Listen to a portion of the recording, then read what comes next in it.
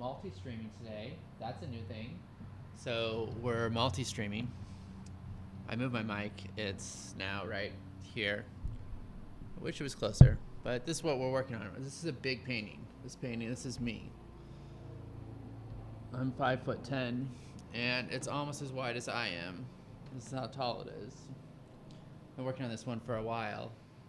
Actually, I haven't. Actually, it's been something I've been thinking about working on for a while, but haven't been working on it. I took a little detour. This is acrylic. I've done a couple other big paintings in this series. Two big ones so far started. Finished, actually. Two big ones. I did them in oil. And each one of those took about 2 months for me to do. 2 months is a really long time. I have like 100 I want to get out of my head. So I've been trying this experiment with acrylic. I started doing the figure here, more gaffer tape, and this is gaffer tape. It's going to be our friend today. You're going to see me looking over there. That's what my second cam is. This is the one I'm painting. I got you over here. Okay. There we go. So this is a dream. This is what came to me. This is what I'm going to be painting today. And I took a little detour. I did 5 days, 5 portraits to learn the materials, the acrylic paint. Here's the paints I'm using. It's golden acrylic paints. I have them down here. We're gonna pick out some paints and we're gonna paint this person. Paint a photo reference. Here's a photo reference. That's all I'm showing. I'm relatively new to understanding the community guidelines on Twitch. I read through them. It seems like they're very specific about a lot of things, about actual people. There's a couple sentences. There's like actually one sentence about art and figure art, which includes nudity. So I'm playing it safe. I have these little black squares taped over the parts of the body that the people at Twitch might be concerned about. Whatever. So we'll see. I'll just move the camera when I need to paint those parts. I don't know what. Yeah, it's a learning experience. So the big new thing I'm learning for today is big, painting big. This is the size of the whole thing. Not just painting big, but how to stream on Twitch while painting big. I know I'm probably hard to hear when I'm farther away, but I'll be mostly here. My audio should sound like this while I'm streaming. Okay, so let's get started.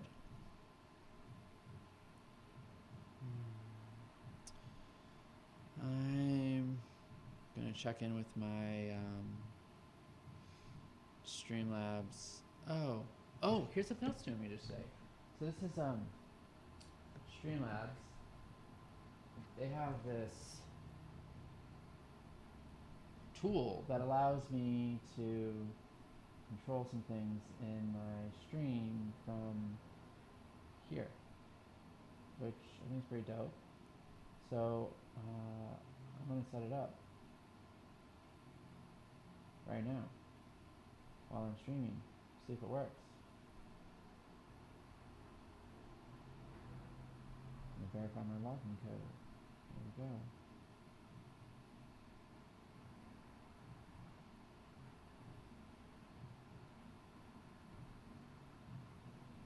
I pressed the skip button. Okay. Let's do a manual connection. No. That's on the sync scan shrooms. Okay. So somewhere in the OBS is going to be the code.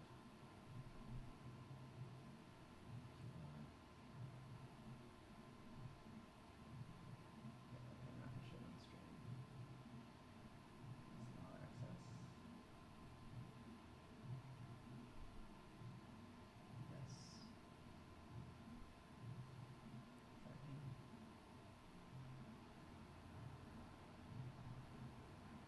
We're connecting. Oh. Well, I'm not on Wi-Fi.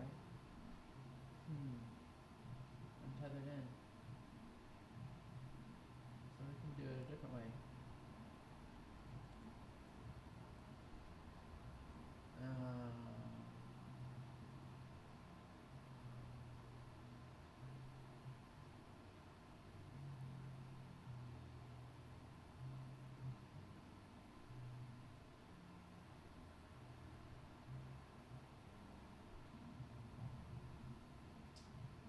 didn't work. I wonder where I get my API code. Let's find out.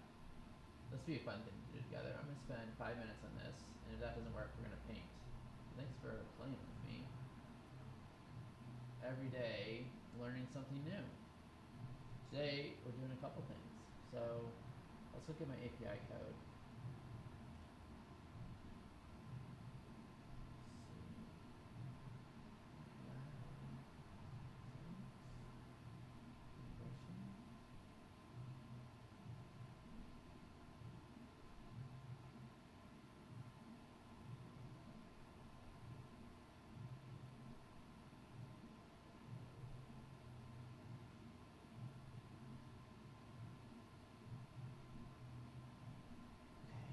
API token is long. I'll type it out now. I'm not going to tell you what it is.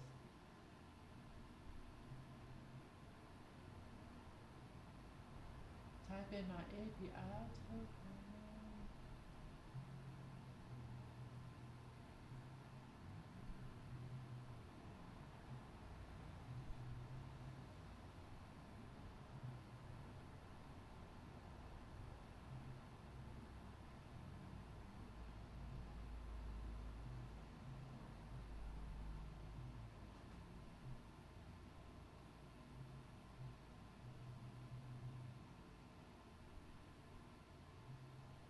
Totally not into this type of energy right now, but we're doing it.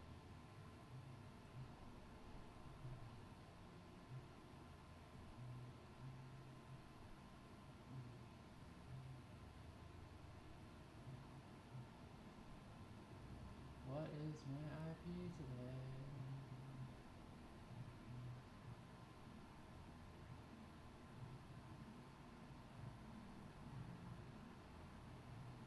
I'm not giving out my IP, but I'm typing it into this, and I'm pretty sure you can't see it, so that's great.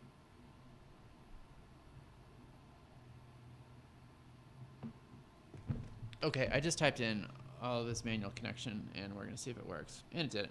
So we're not doing this today. I'll set that up a different day. So instead of that, I'm just going to go to my switch stream manager and make sure my stream has the title that I want. It does. So let's get into it. We get to paint. Alright, so what I want to do today is, after having a couple days where I've just been painting portraits, some of them I'm going to paint on stream, I'm going to use my palette, and we're going to paint. Hello, palette. So I'm going to pull out some colors, and we're going to be working down here on her face. I'm going to be using some brushes today. This one. These are just soft brushes that are good for acrylic. I'm going to pull out a few that I want. I'm working pretty small. Okay, here's some brushes that we're using. Man, okay, we're going to zoom in. So we are going to be mostly focused on the face and the eyes today. We're going for a journey to zoom in. There we go. I'm operating the tripod. Yes. Zooming in. This is the area I'll be working in today.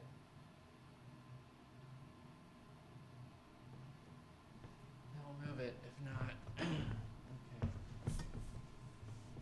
So let's pick out some colors.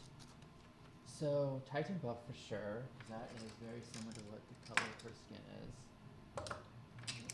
I don't need to do a lot of palette limiting today. Hopefully I'm not going to be taking us out of focus.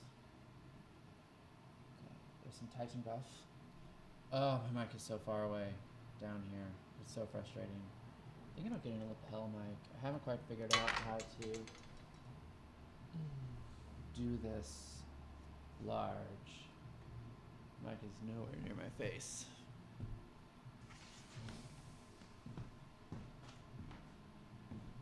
When I'm painting large, I can be really close for a little while, and then really far away. I can be moving 4 or 5 feet.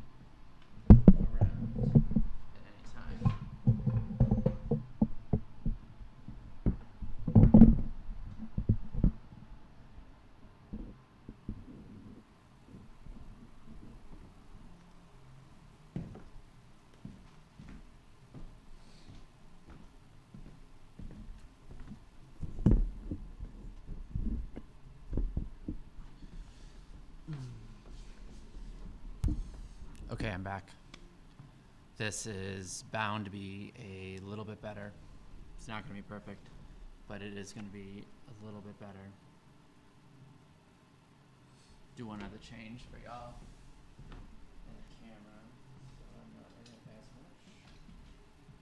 Big painting. Well, so some logistical concerns here. All right, we got this. Okay, so we have some Titan Buff on the palette, and she's warm. I don't want to use magenta. We're going to use this Pyro Red.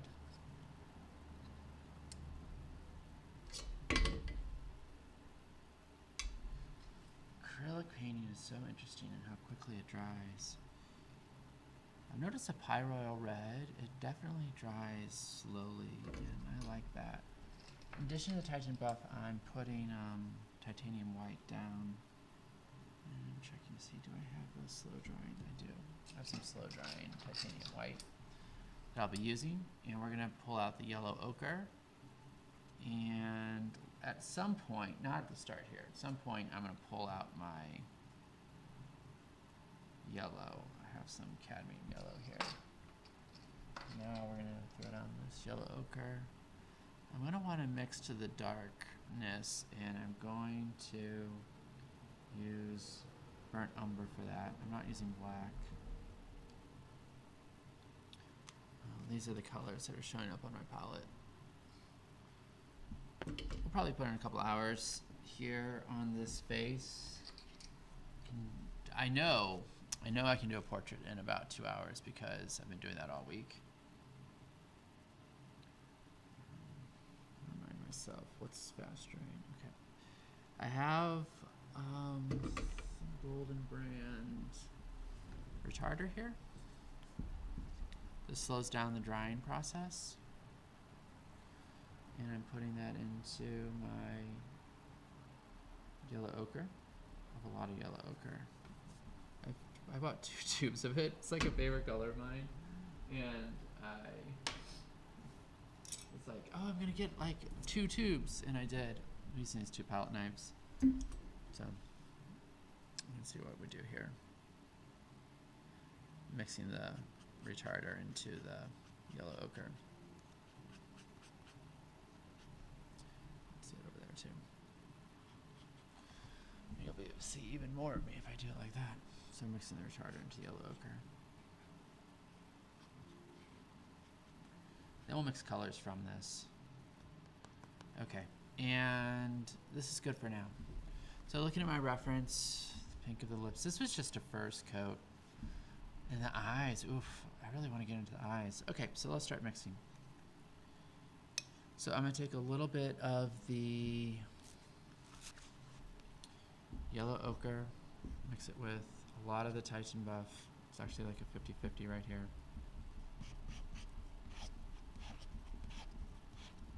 And then a little of this, and a little yellow ochre, and a little burnt umber. It's gonna be very dark. That's actually darker than I'm gonna need for her. This nose, that's like a dark, dark shadow. So we're gonna do a little of this. And I want warm color too. Okay, that's good for dark. A little bit of that. I'm gonna split it. Take a little bit more of this, a little bit more of that. I haven't used a white yet. Sometimes white can make it look a bit chalky. We'll get to the white when I need to. Okay, so mixing up some different skin tones that are appropriate for her skin is what's happening right now. Some more Titan Buff. I'm gonna mix that with white. Still have some yellow ochre on my knife, so that's helpful. I want to color in between these two. I know it probably looks like white on white on white on white, but it all makes sense. I'm gonna mix up more of that. There's a lot of that on her face.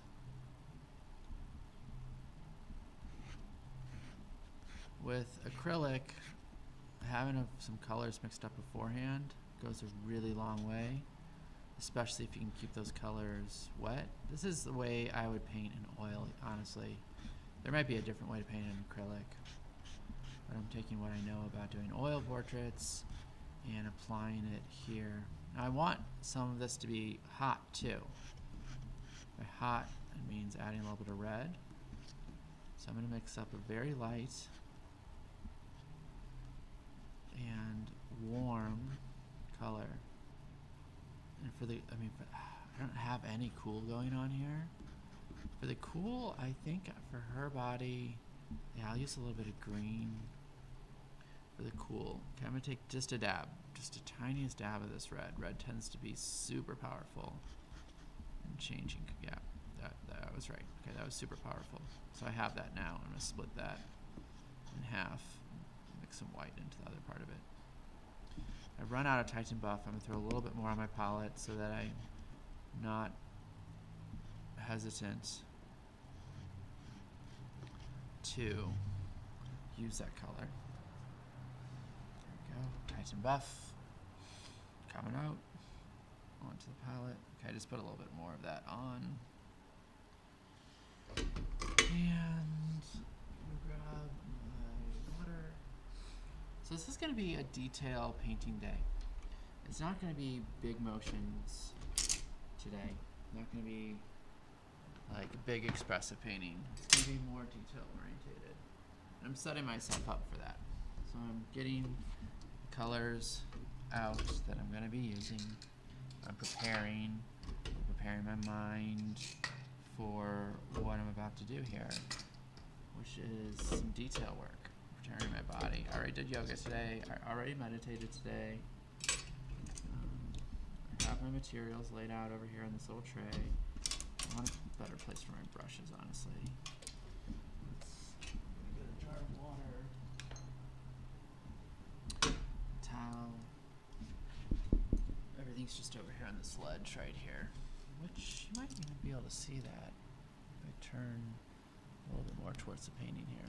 See it and me. Yeah, there we go. I'll give you a little view.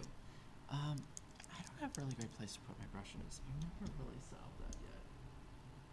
So we're just gonna lay them here. Just lay them in this tray as we work and let the ends hang off. So, the logistics of painting big are complicated in their own right. Logistics of painting big on camera, also complicated. And I think we're set up. So, looking at my paints again, I'm loving these colors. I'm going to put a little drip of retarder into each one. I'm listening to music right now.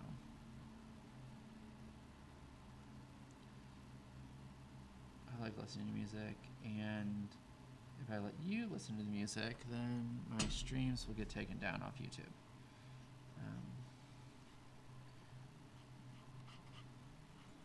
I know there are ways around that, but not for whatever music I want to listen to. There's some limits there. There, like the free available music is okay. There's some available, so it lasts a little bit longer. If this was oil, it would just last. It would last for days mixed up. So it's a step on the front end you don't have to do. With oil though, on the back end, you gotta wait for days and days and days and days for it to dry before you can like put on a second layer. All right, let's get into this. I want a brush that's actually a little bit smaller than that. Let's see if I have them. Flat or bright. There's nothing I do over there, but I have one of these. We'll start with this. This I think is a bright. Oh, it's a filbert, number 4 filbert. We'll try this brush. See how it works out for us. All right, friends, and now we're gonna put on paint. So there's her hair. Looks like she's not a natural blonde. Looks like it's a bit darker near the roots. There's a shadow through here. There's a lot of the structure that's not here right now. Looking at my reference. Right through there as well. So I'm just gonna do something I don't normally do. I'm going to start with the eyes. All right, eyes. She has green irises. That means I need more paint. I needed a cool color. I'm pulling out the chromium oxide green, golden brand slow drying acrylic. Put a little of this golden oxide green down so I have it. And that's going to be our cool color. I want a tiniest bit of blue too. But should I resist? I'm just going to go with it. I'm not going to resist. Any color I want today, I'm just going to grab.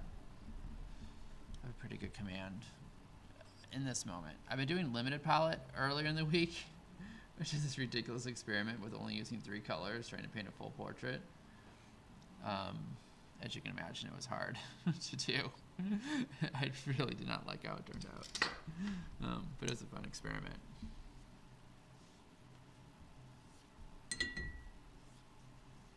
All right, palette knife. We're gonna grab some whites. We're gonna grab a little tiny speck of this blue. We're gonna mix it together. We're gonna grab a little bit of the Titan buff. We're going for the whites of the eyes. And as you might know, eyes are never all the way white. It's not white. It's a bit of a flesh tone usually that's been lightened considerably.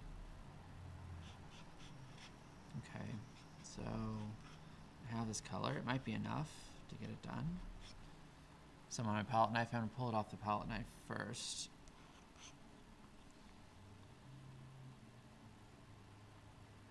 What is this brush? This is number 1 round.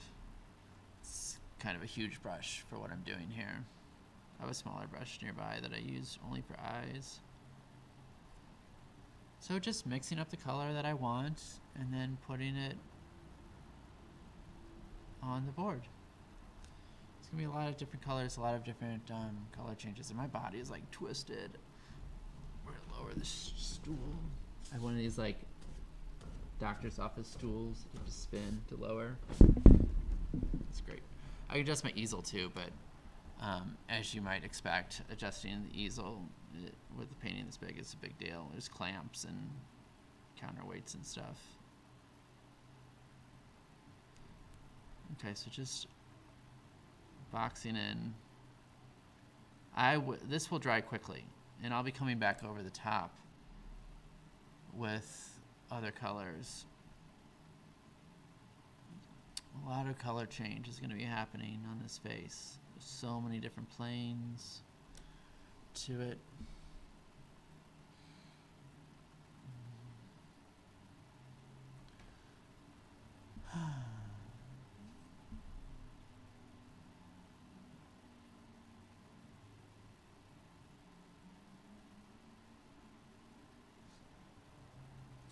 Okay, so that was a lot of work just for the whites of the eyes.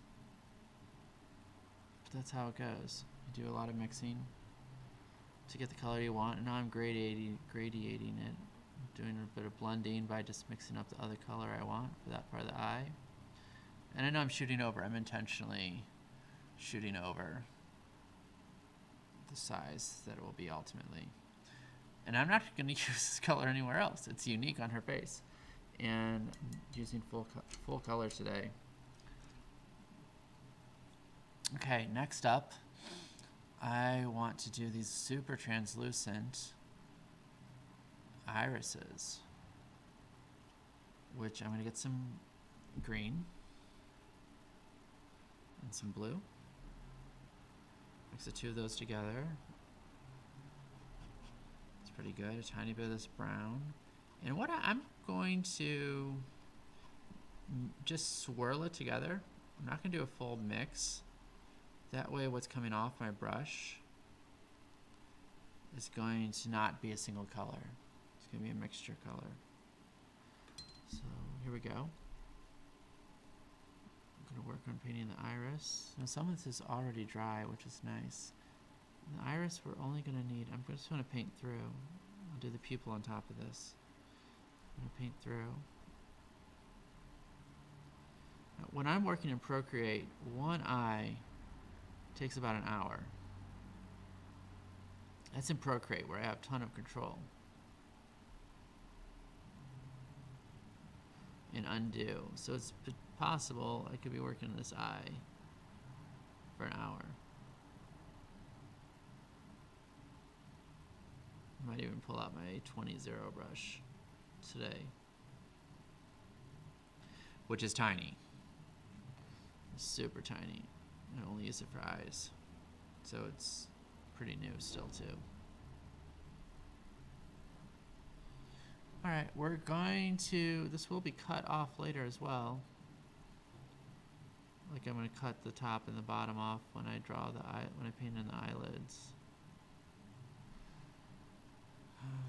There's a bit of a ring around it. A little bit of a darker color. So I'm defining that here. Around the edge. I'm doing a little bit of a dab tap. Zoom in a little bit. Since I'm going to be on this eye for a long time. That's the extent of the zoom right now that I can get. Hopefully that's in focus. Yeah, that's in focus. It's a little blown out. No, it's just my monitor. This monitor on my laptop looks great from one angle. Most angles it looks kind of bad. Okay, so giving a lot of attention to this iris here. It's not just a single color. Thinking about the edge, now it bleeds in. The lens of the eye, thinking about what I know about how the eye works, realizing that it needs to be bigger than it is, a little bit on this lower side, so I'm increasing the size. Thinking about the proportions of the whole face, thinking about how she's going to be looking at us. She's looking at you. This is a dream painting. And by that I mean it's a painting that comes from a dream I had. A nighttime dream. To be more specific. That's what this big series is about. Okay, went a little hot there. I should have done more mixing on my palette. If that was oil, I could just mix it right there on the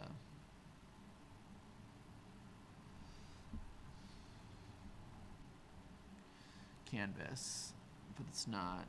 It's acrylic, so it kind of just sticks on top, which is beautiful, and I'm learning how to use it to my advantage.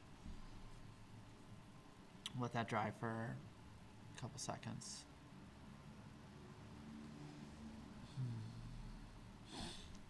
I'm gonna go for straight black today. A lot of times I'll use Payne's Gray when I'm using a limited palette. Because Payne's Gray can be a gray, as it's named. It can be a black, and it can be a blue. So it's a very, very dark and cool blue color. It can also be you can be the cool. Paintings have warm colors and cool colors. And it can be your cool color. Now with my palette knife.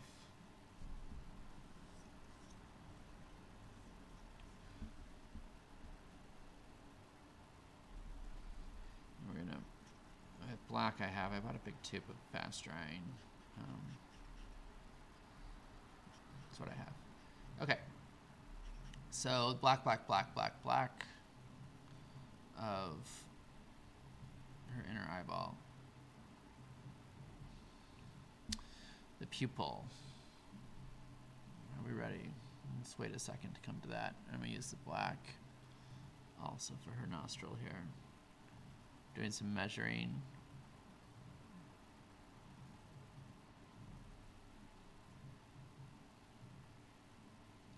When you look at a face, your brain tries to figure out, is that, I mean, have you ever looked at like an old, really want to find faces in the world? Because faces give us so much information. It's human. Maybe it's my mother. Maybe it's this person. Maybe it's like safety. Maybe it's a threat. Faces are really important.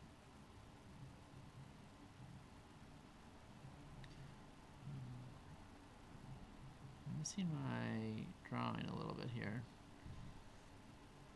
I was a bit more messy, a bit more sloppy when I did my first layer, and I lost a little bit of information about the nose. So I'm doing a bit of remeasuring here. So it's taking a little bit longer. I generally like to do all of the drawing, tracing, projecting, all of this stuff, which is very sort of thinking brain. I like to do that all at the same time, so that when I'm painting, I can just lean into painting. Okay, so the pupil is going to be tucked in underneath, for a little nap underneath the top eyelid. So that's the way eyes work. It's going to be slightly dilated to show interest, excitement, or arousal. And the line at the top line of the eyebrow will trim it off. I'm going to be putting some shines on this, some highlights later. We're going to let that dry for now. Let's black off the brush. Black has a way of going a really, really long way. And now we're going to thinking about the upper and lower eyelids. So we're going to start by defining upper and lower eyelids for her right eye. Right here.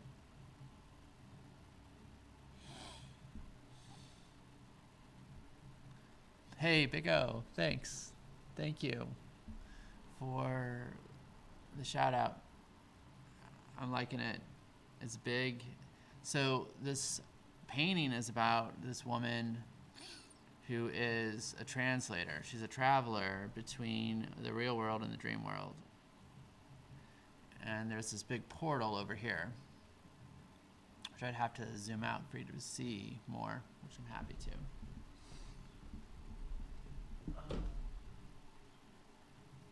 Here's more of it.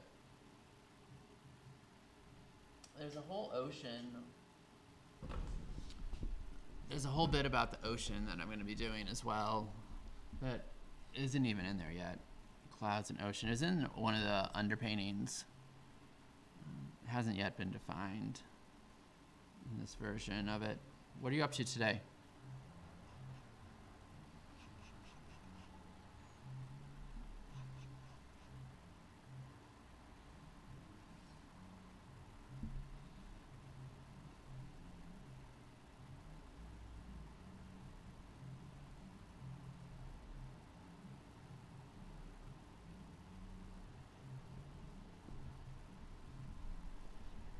All right, so the eyeball.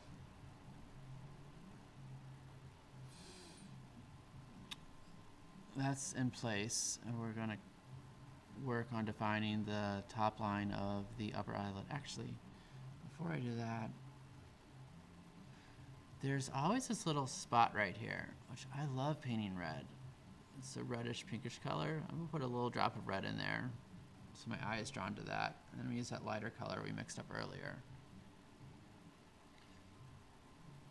I mixed up with y'all earlier.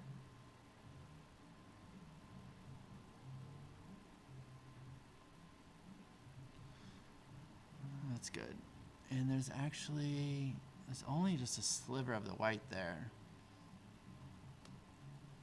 that I'm going to leave. Just going to use a little of this flesh tone here. Okay, and now for this line for the top of the eyelid, which is going to be a brownish color. Not going full black. I'm going to shape my brush a little bit before I take it across. Do a lining motion. Like this. Getting ready, getting warmed up. There we go. Need a little bit more paint on my brush. this balance between having too much and too little paint.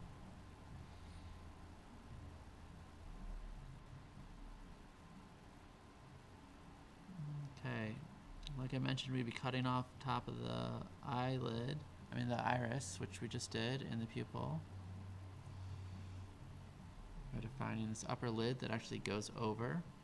It's an easy way to give the illusion of the eyelid coming over the eye is by painting it a little bit bigger and then coming back through. Now, the lower eyelid, there's actually a ledge. There's going to be a highlight ledge here. There's a ledge on the lower eyelid. And I'm going to define that here by leaving this gap here from the color that was already there. That might just be able to stay there. And I'm painting under it. Now the eyelashes come off of this ledge. They don't come right underneath the eye. I've watched some videos about how to paint eyes on Skillshare. Skillshare is awesome. It's not a sponsor or anything like that, but there's some really good content out there. Some really good teachers that I got a lot out of. I was inspired. I made my own course out there. It's pretty fun. Fun and funny. So it gets darker through here.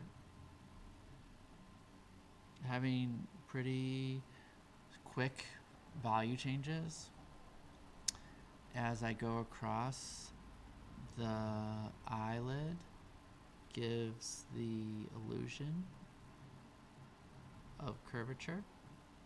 So the curve of the line does that. And also changing the value or color, warms and colds, does that too. So let's just keep building this eyelid. I'm going to use a little of that warm color. And I say build, right? I'll use words like build and salve because some of it, the proportions of this is math. It's where does this start? Where does that start? How does that relate to that? It's math. And if you know the structure of it, then it's just a matter of recreating it. I'm adding a little bit of water to my palette. There's a thing I've heard about called a water palette or wet palette or something like that. Honestly, I haven't tried it. I haven't done the research. I haven't even Googled it yet. I never seem to think about it except for when my hands are full of paint. Have any of you ever used something like called a wet palette? I think you like load it up with water and it's like the water's evaporating through your paint the whole time or something. I saw a little snip of it somewhere. Okay, this lower edge of the brow is what I'm painting right now. And rounding this edge here. Now this line here is that original color and that's okay. I want to show the highlights coming across that. This is the actual upper eyelid here. And I'm going to use the same color here on the highlight of the top of the ledge of the lower eyelid. Paint's getting a little, the brush is getting a little saturated with paint. There we go. Defining that more.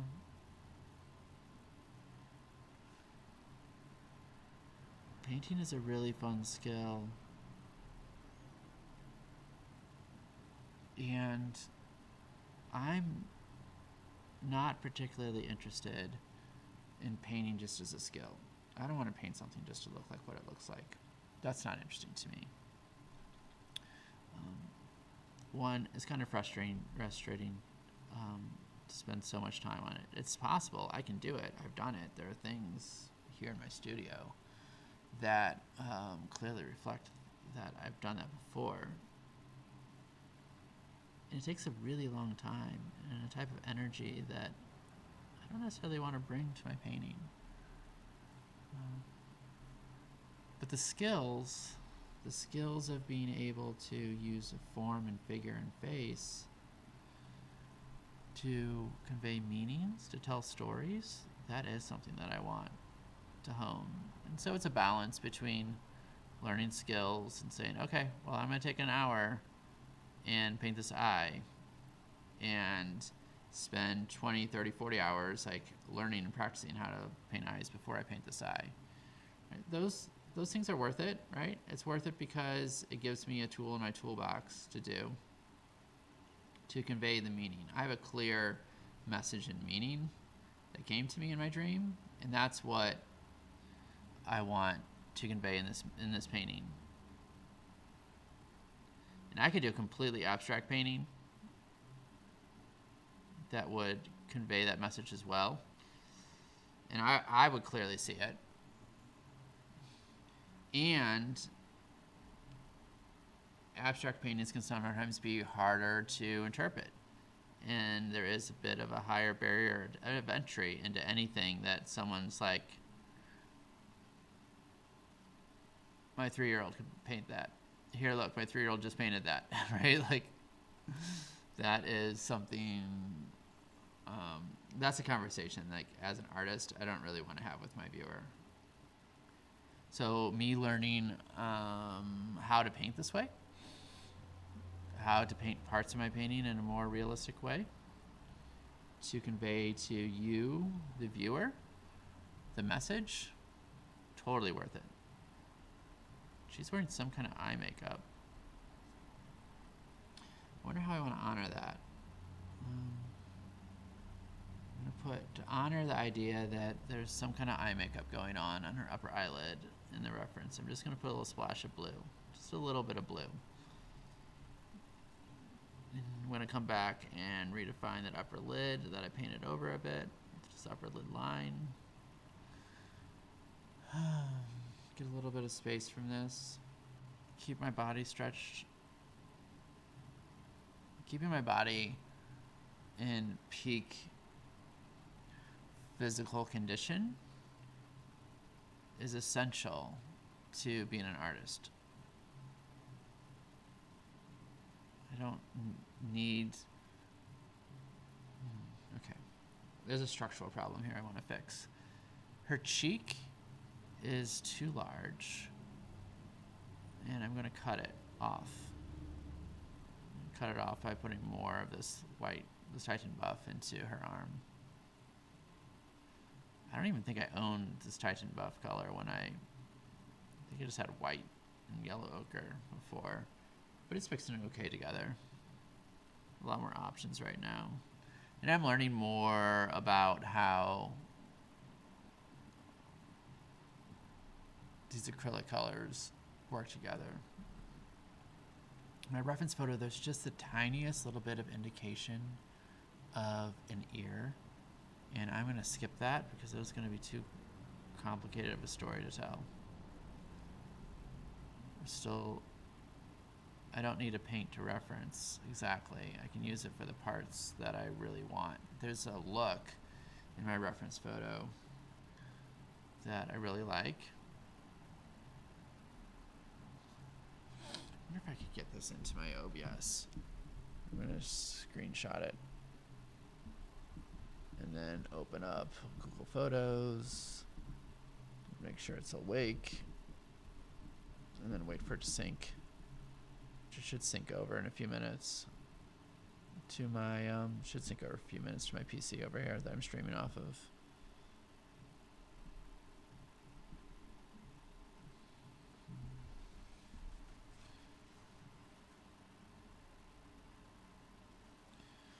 Time check, 12:15 Central Time, where I'm at.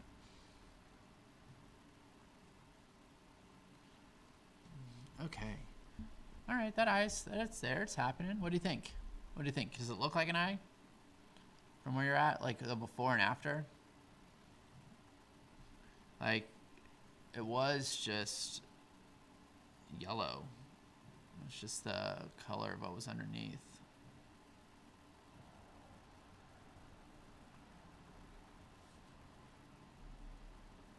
I'm hitting some highlights right now.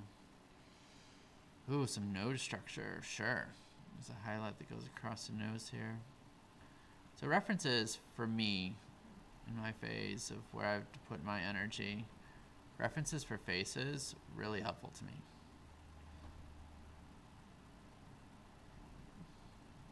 Especially when it comes to color. So I don't have to solve all of this in my head. That's not something I'm particularly interested in spending my energy on. I'd rather spend my energy on learning other things. This is cheek here. I'm gonna warm this up with this red. Okay. Just put a little drop of red in with what's there already. So I'm still with this tiny brush, even though I'm out of the eye. I've decided to stay with this tiny brush. Interesting choice on my part. I'm just gonna go with this and see where it goes. Normally when I just stick with a tiny brush, I just do tons of details and I move really slowly. But the opening, I kind of gave myself permission to do that. I'm not speed painting today.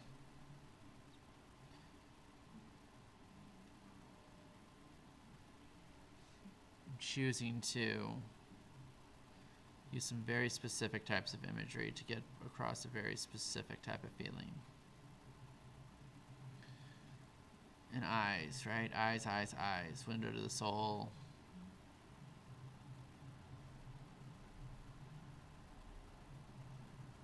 I want to solve this area right underneath the eye there.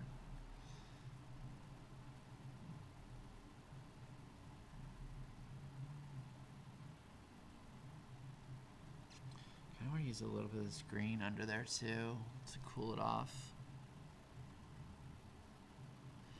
It feels good. And I'll pull a little bit of white, almost white. A little bit of almost white to like redefine this edge underneath the eye. It also feels good. Warm that up a little bit. And I'm going to change the structure of this under eyelid. I'm going to pull that in a little bit tighter. Pull this brown line up a little bit more to be more in line with the structure of her eye and the shape and the expression that I want her to have. And then choosing how I want to fold it off over here. Adding a little bit of green there was really great. I really like how that did. I want a little bit more. I want to extend it. Sadly, if this was oil, I could just push it. But there's no pushing of paint. Very little. I just fumbled my brush. Very little pushing of paint that happens in acrylic. So I have to go and get the color. I'm glad I still have it mixed. I'm going to push. I'm going to paint over, really. It's not pushing. In oil, if someone says pushing paint, what they mean is they have paint, they just put some paint on and then they can move it around.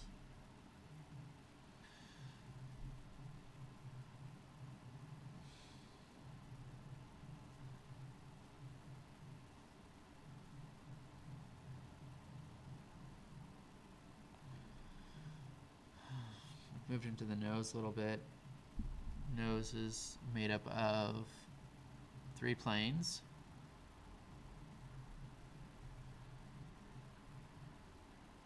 So this one is going to be this brownish color here, this tannish color comes to the tip. Tips of noses tend to be warm, reddish color.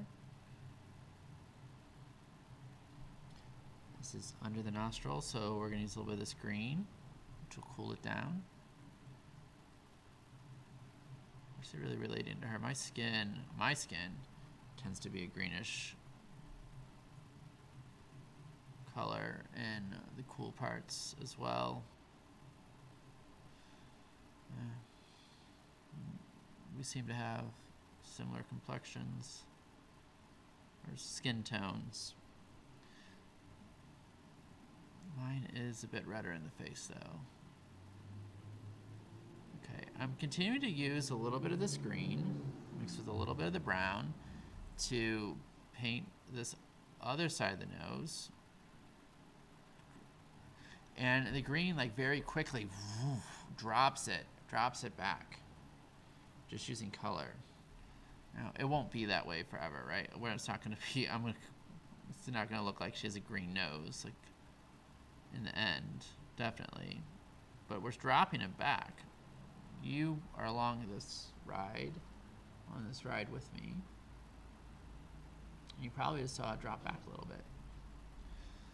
And we'll continue this line. I want this to be a little bit warm, because her skin is still basically a pinkish red. And now I'm going to mix up a color in between these two. I'm going to mix it on my palette. It's going to be a weird color. It's going to be a greenish, tannish red. How is that even possible? I'm not sure. But I mixed the color in between the two. And that's what I'm putting on the palette. These colors mix really well together. I've used other types of acrylics in the past. They really just don't mix. You just have to use whatever comes out of the jar or can. This color mixes pretty well. These colors. See, these colors mix excellent.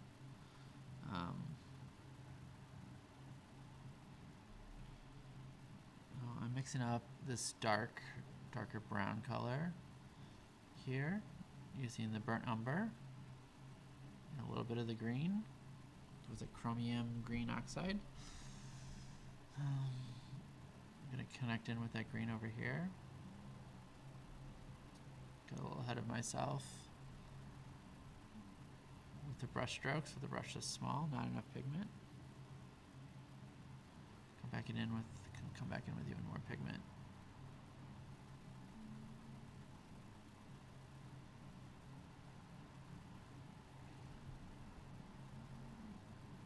I'll take a stretching break here soon, I think. I usually say that and then I don't. We'll see if I actually do. Hopefully I do.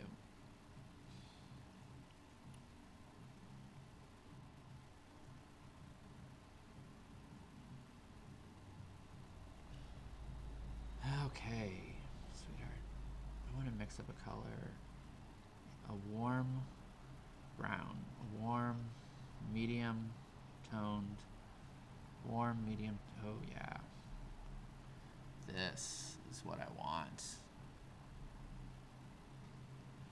A warm, medium toned tan color.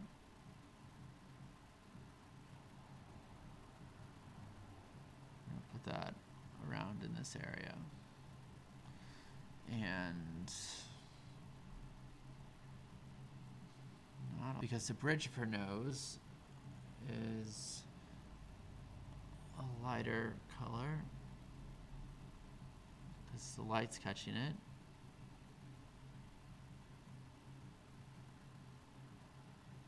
So many color changes in so small of a space. And if I want to blend it, I have to I get to mix up a color in between those two. Lots of mixing up in between colors, like what I just did there. And I'm doing over here. When you get color on that it's spot on to where you want it, it's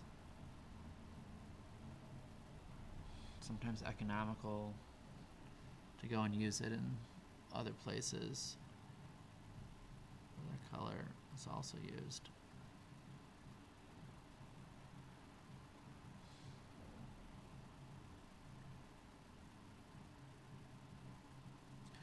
A little bit of the under the part of the eyelid here. Oh, I notice I'm having some impatience in me. I'm feeling a little impatient right now. I think I said I needed a break, and I've been denying myself a break. That might be why I'm feeling impatient. But it's so, I'm like making progress, and this feels good to be making progress. But at some point, I start screwing it up. At some point, I'll start screwing it up because I haven't taken a break. I can start to feel a little bit of tightness across my back and in my shoulder and my face. A little bit of tightness there. That means something.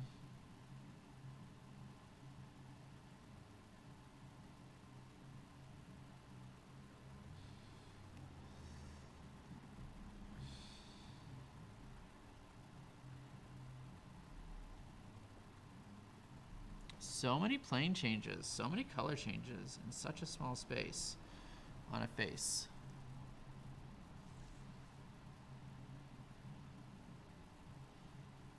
Her chin is too big.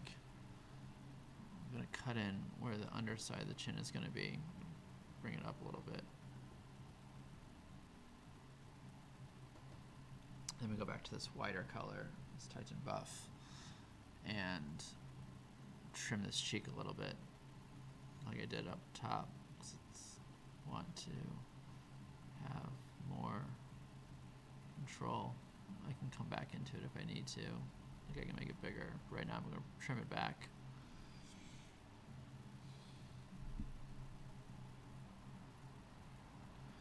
I'm going to pink that up a little bit too. Maybe I could just even leave this for later.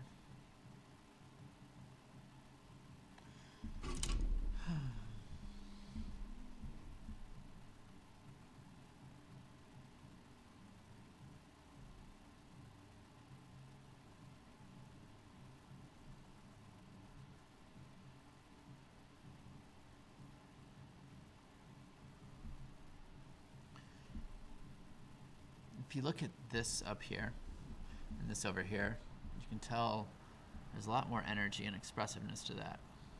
And energy and expressiveness combined with very specific detail creates interest. Having both on here is interesting. Interesting marks, the two of them together. Creates some amount of, wait, what's going on? Like, this isn't, I want to understand this. I want to understand what's happening here. Some of that. All right, so we're making some good progress here. Appreciating your company. This feels good to be painting together. Painting for hours and hours and hours can get a little boring. So, it's only Tuesday here, but what plans do you have this weekend? Any plans to get together? Yeah, this is good. And by get together, of course, I mean like online, because at the moment of me sharing this, we are still in a pandemic. And most of us are choosing to not go out.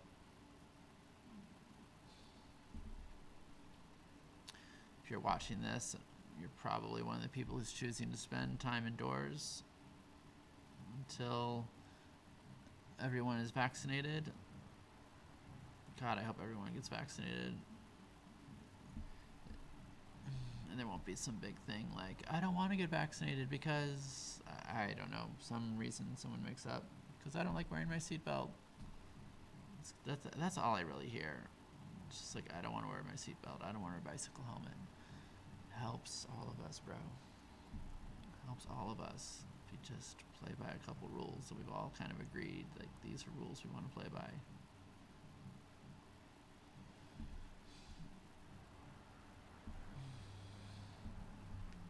I've discovered so many interesting things this year. I'm a full-time artist now. That's a thing.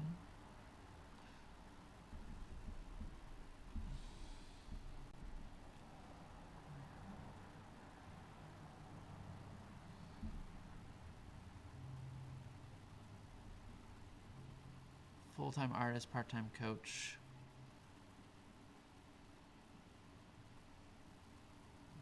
So if you're in chat, if you have anything going on in your life, tell me about it. We can chat about it right now. In addition to being a artist, I'm also a certified life leadership and relationship coach. I've done my training with Katie Hendricks and Gay Hendricks, Jim Duthmer, Diana Chapman.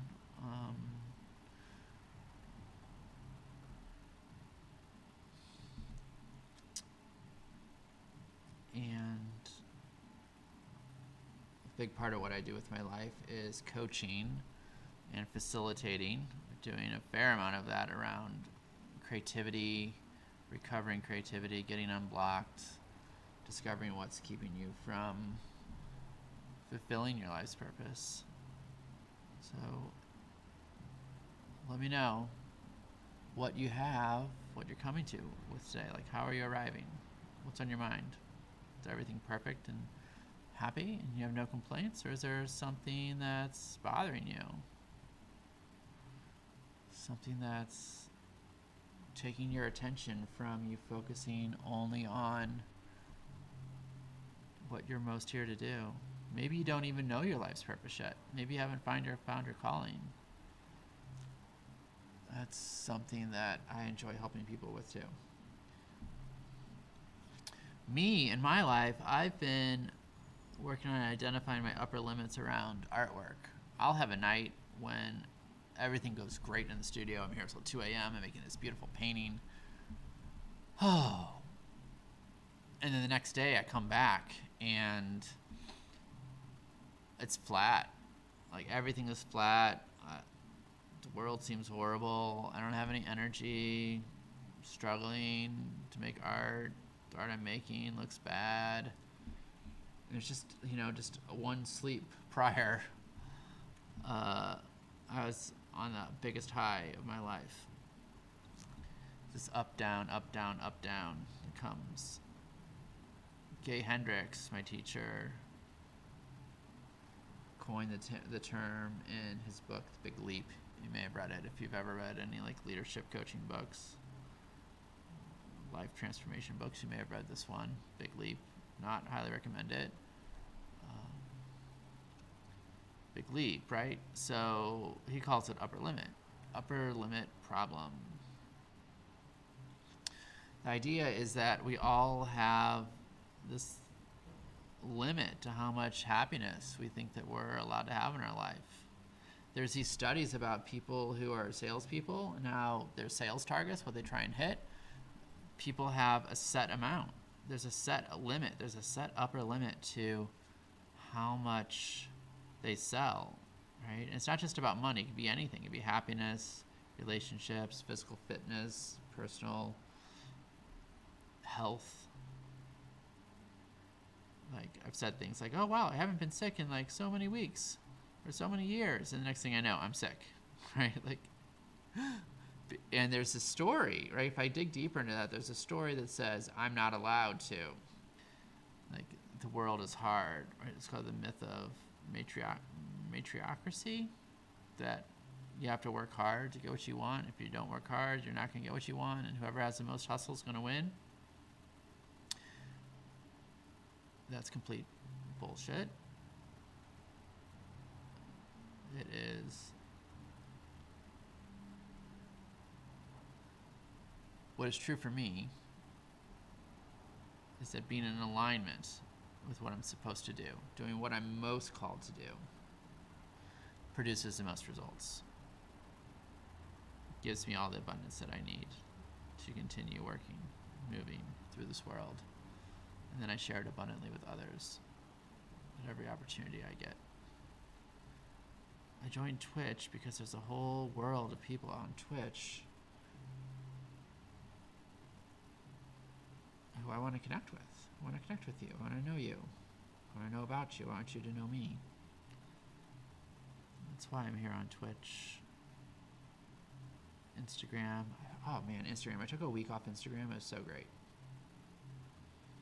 Came back. Instagram was our Instagram is my life. And if you know artists, you're gonna know that they care a lot about their Instagram.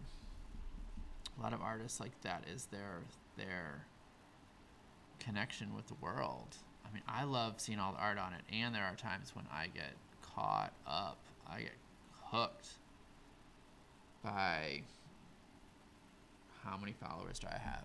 How many likes do I have? Do I care about this? Oh, apparently I do. Apparently it's important. Oh no, if I don't, all these, I'm sure that you've heard people or you yourself have wanted to get a lot of followers on one platform or another.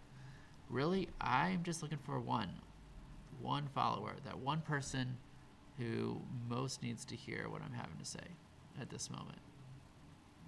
That person like shows up, gets what they need, and then disappears. It's a success. It's a flaming success in my life.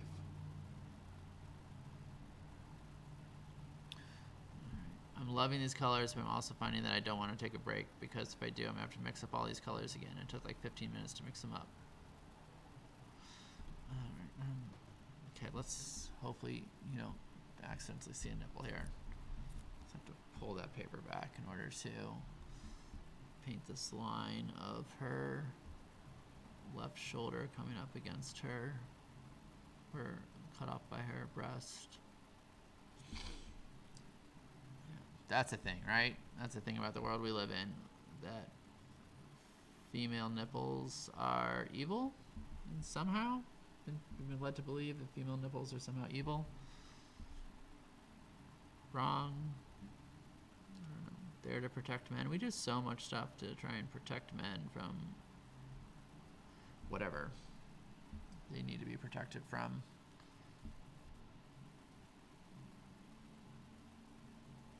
This paint I should let dry, but I don't want to. I'm just keep painting over it and streaking it. But I'm gonna stop. Let it dry. It doesn't have to dry overnight or anything. It's not oil. Why am I obsessed with continuing to repaint over this area? And I just want it to dry so I can layer in. Let's stop. All right, I want to finish this upper eyelid here, the brow. Because now it's confusing. It seems like this might be her brow. It's not. Oh, my phone is blowing up. Why? My new webcam got delivered. I'm so excited for that. I'm gonna use that tonight. I've been doing these watercolor paintings it's a way to chill out at the end of the day. And I've been broadcasting while I'm doing them, because that's fun. That's what I'm doing right now. I'm learning all the different ways I can use Twitch and other forms of streaming. So anytime I'm working, I'm just streaming now, provided the setup isn't completely ridiculous. There's some things I do where the setup is just going to be too crazy to do. I don't think you'll be able to hear me. Maybe I do need a lapel mic. I could experiment with that, because I'm going to be moving around a lot. That would feel good. Maybe I could get one that works off of Bluetooth.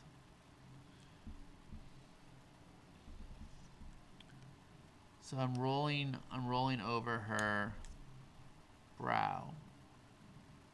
So this is the part of the brow, the flat. I was doing the cut in where it cuts back, creates a brow. Now I'm doing the prominent arch of the brow, and I'm painting different colors and values as it rolls across the front of her face to give it a sense of shape.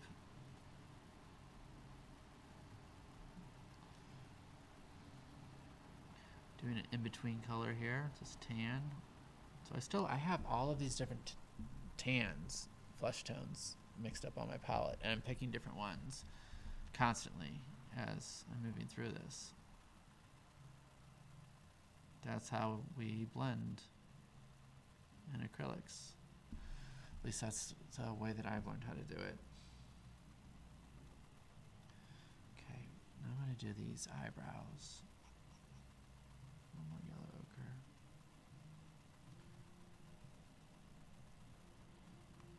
Okay, got an eyebrow color. I think it's going to do the trick. I've completely lost my line for the eyebrows, so I'm having to double think here. I have to think about structure and shape. And I also have to think about color and value. It's a lot to think about all at once for my brain right here. So I'm going to line in the outline, and then I can let the structure go as something that I'm having to worry about, and then I can focus my energy on texture. Okay. Underline.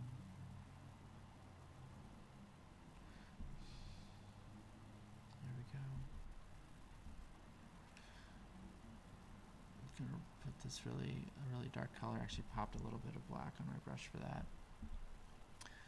Okay, let's shape these eyebrows. So this is gonna make a big difference, I think. The brow, that's important to our primal brain as we're making sense of who we're looking at. Is this person here to help us? Do I know this person? Are they from my family? Are they not from my family? Okay, I'm gonna have to let that dry a little bit. The shape's there. Just give an indication of the eyebrow over on the side too, even though in my reference it's not there. It's gonna help for visual continuity. Add a little bit more water to my palette so it doesn't dry out.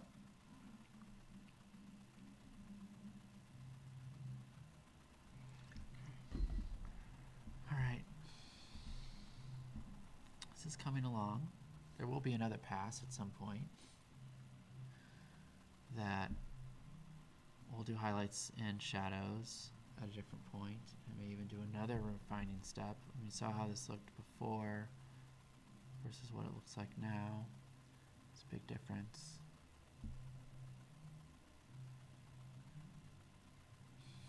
Let's do a little bit of move. Let's do a little bit on this nose here.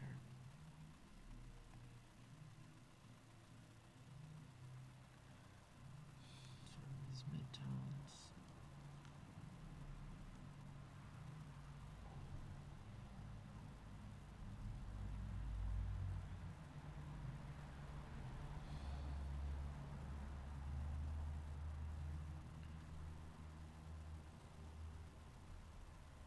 It's a little too bright.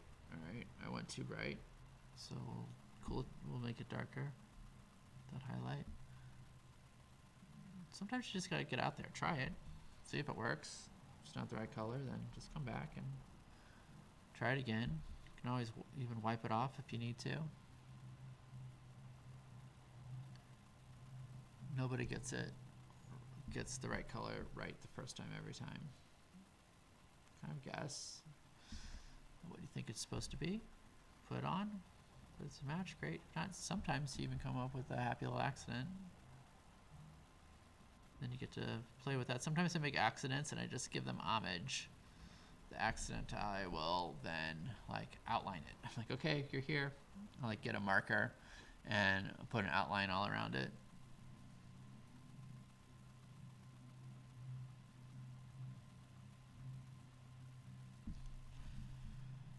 Yeah, this feels good. It's a big change. The nose is confusing. This nostril here is confusing. I want to get a different look at it. Let's redo the nostril. I'm going to go back to just planes to get the structure in. Zoom up and over and down. The nostril is not completely black.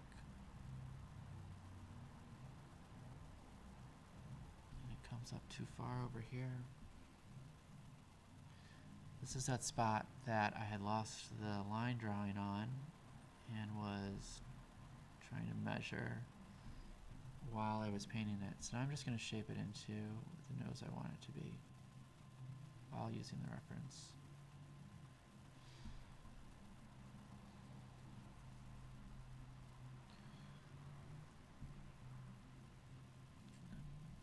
Pulling the nostril down a little bit actually, over on this side.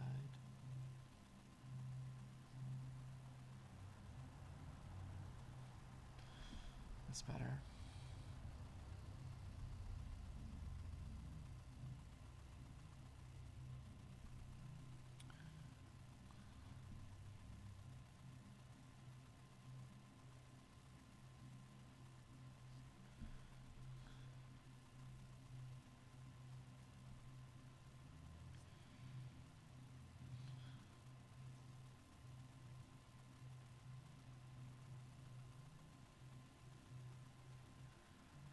Sort of marking in, just lining in where the separation line on her lips will be. But I'm going to go back to that brow. I'm going to continue to work up along her forehead before I come back to the lips. And for that, bigger brush. this brush. It's a number 4 bright brush. It says Princeton Art and Brush Company. This brush I don't think cost me a lot. I've been getting away with using some inexpensive brushes with acrylic paint. Oil paint tends to be a bit more demanding, especially oil on canvas. Canvas, like scraping against a canvas, will use the word ruin. Yeah, ruin my brushes much quicker. I want to be sure that this is warm. Faces tend to be warmer near the top. So I'm using that knowledge, and cooler as you come down. So I'm using that knowledge to tell your brain, the viewer's brain, hey, hi, I'm tricking you. I'm tricking you right now. I'm just putting some marks on this paper. I'm tricking you into thinking that it's a human. Don't mind me. Just effing with your brain. This actually isn't human. Nope. Just tricking you. Just tricking the F out of you.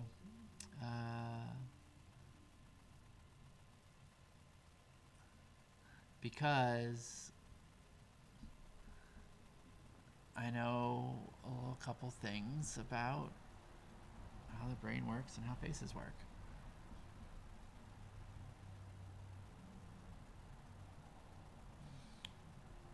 And we can take this very flat 2D thing and turn it into something that you think is a face, you think is a human. This feels really good.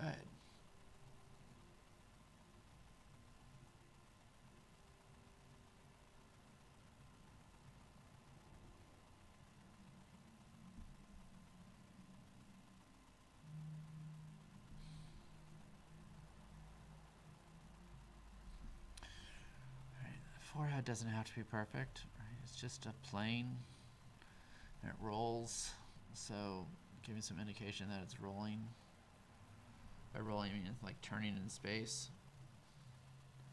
So turning it in space is what I'm doing. This line right here is important, wherever it stops turning.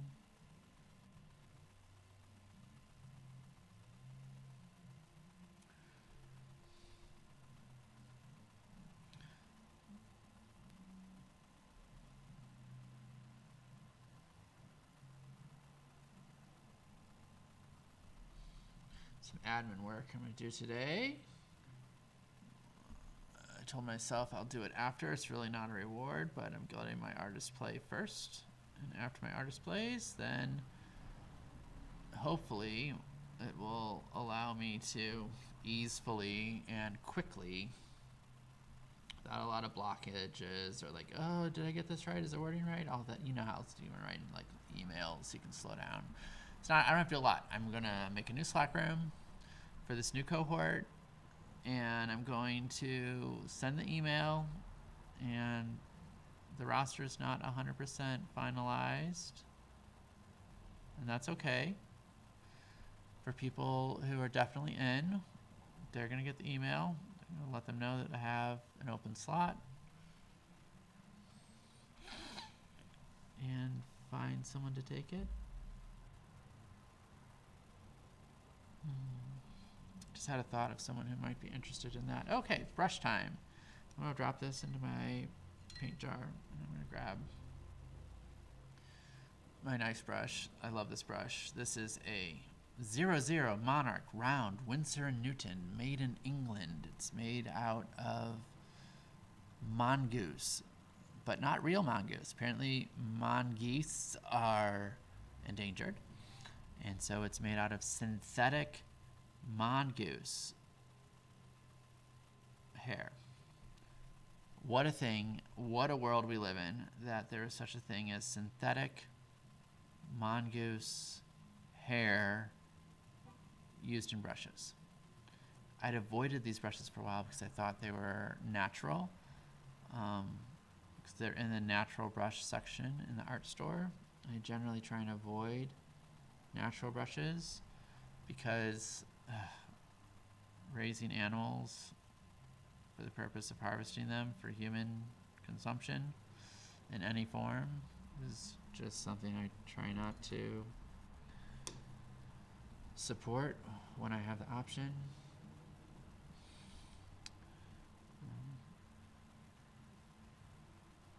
I felt really glad when I read about it and learned that it was synthetic mongoose. I'd already bought it because I was wanted to experiment with something new. Hey, the forehead's there. That happened. Not all the way done. There's some more. I came up too high with this highlight. So I'm gonna roll. Ooh, Wax Taylor. I wish I could play this for you. My stream getting taken down. If you're listening at home, put on Wax Taylor. It's great, great artist. I got to see him live once. He came to my town. It's great.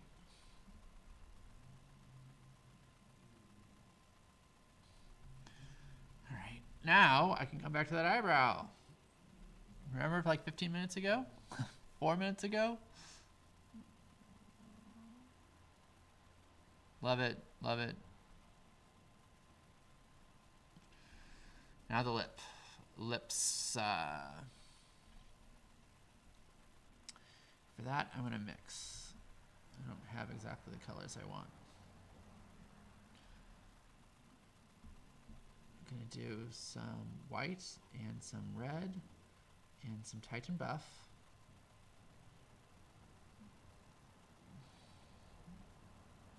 Hey, I like that. I normally like to do these with a flat brush. But this is a really small face. Maybe I can do it with the side. I like to do these downward strokes. This paint's pretty thin. I added some water to it to thin it out. And it's a little thin right now.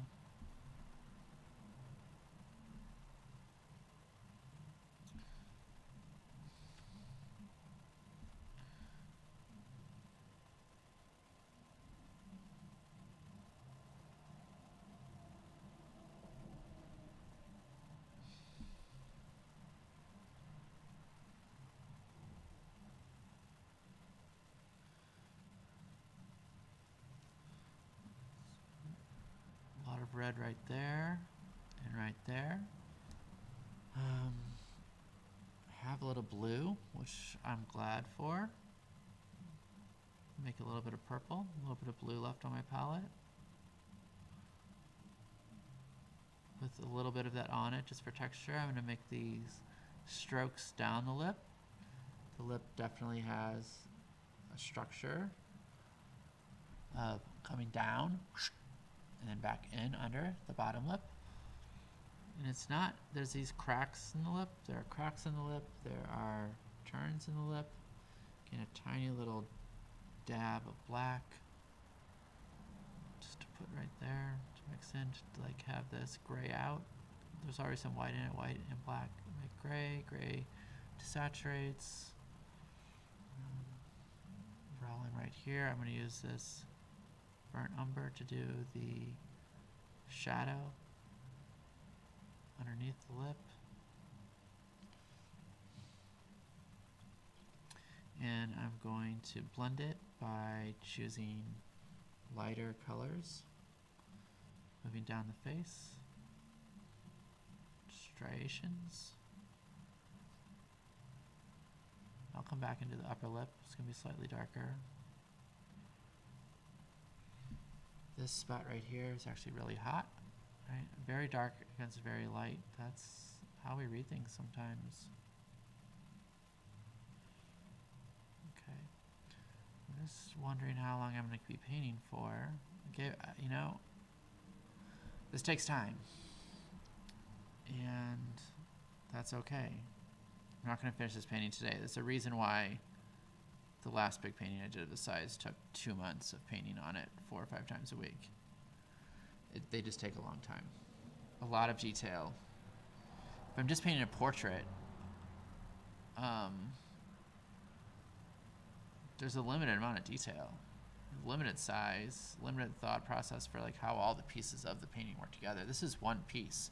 This piece might take me 4 or 5 hours to do this piece. It's as big as my hand. And this painting is 20 square feet. And if each square foot takes 5 hours, that's a lot of hours. And that's why I'm not only doing big paintings. That's why I spent the week doing 5 different portraits on 5 different days to get more familiar with how this particular paint works when I'm trying to paint portraits with it. All right, I haven't forgotten. I've not forgotten that upper lip. And I'm moving down, pulling some blues and some greens together. My blue's almost all dry. Green's still here though. So I want cool. I want cool right here, cool color. Lips are warm, right? Red is warm. Lips are cool. Oh, the fire analogy doesn't always work because I've seen blue fire, as I'm sure you have. Okay. This line, this is something I don't love. I love doing eyes, but I don't yet love, because I have not fantastic at it, getting better all the time, is the separation, choosing how to do the separation between the chin and the neck. It's deeply important for knowing where the jawline is. Tells a lot about the form of the person we're looking at.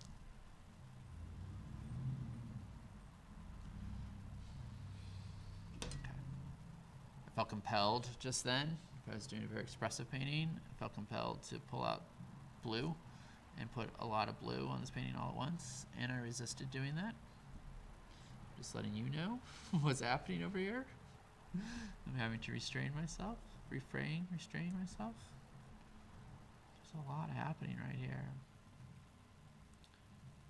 And in my excitement there, I painted over this part of her underarm. Yeah, because this goes into her breast right. This is her armpit. This is the warm edge of her armpit, and then that works. And the armpit, right off, rolling off of the armpit, it rolls into the top of her right breast.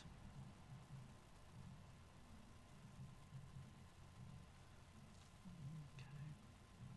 I don't even know if I'm allowed to say the word breast without violating the terms of service, but I clicked the box that said mature audiences, so maybe that's helpful. I don't know. I'll avoid like someone accidentally stumbling onto and saying that what I'm doing is causing harm in some way to some human. I get it. Everyone has their own ideas about what's appropriate and what's not appropriate. And I am willing to play by the rules of society that I am in.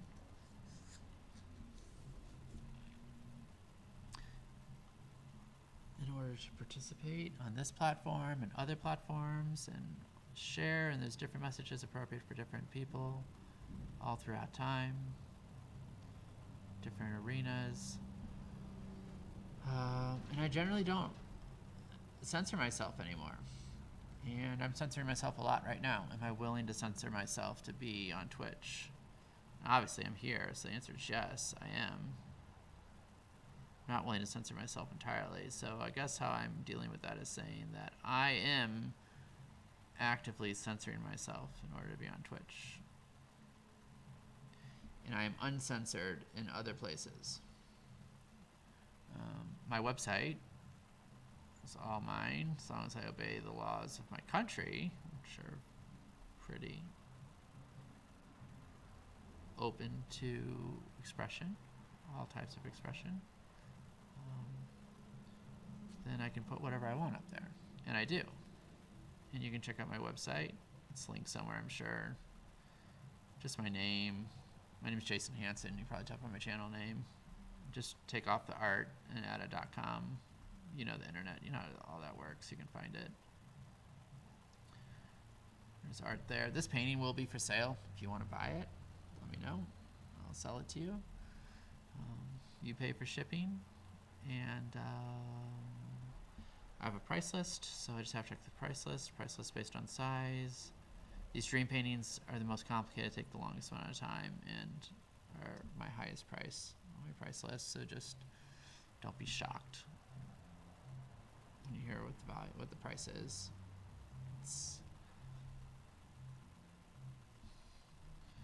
And I sell prints of my digital work. Small portraits. I do commissions. And as I mentioned earlier, I'm a coach. If you're listening, if you have anything going on in your life that you want to talk about, throw it in there. We could even work out a way to hop on Discord at the same time.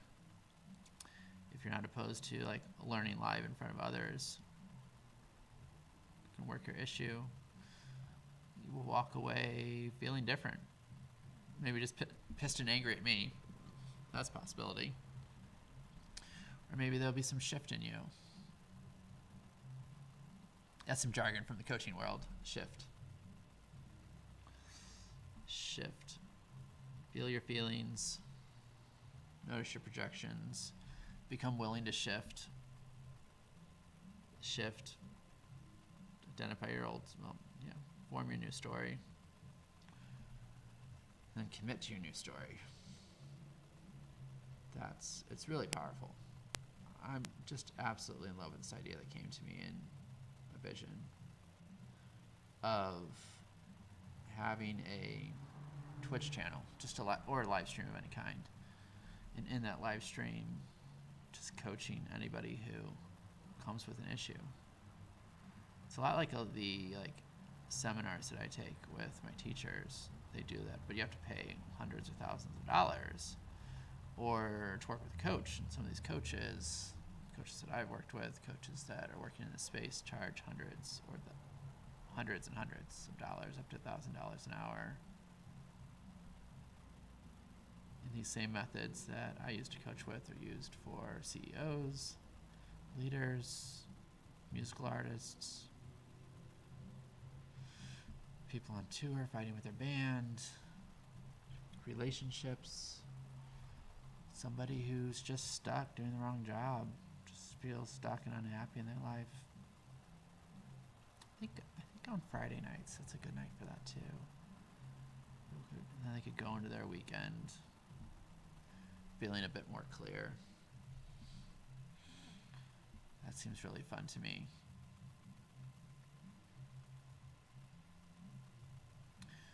All right.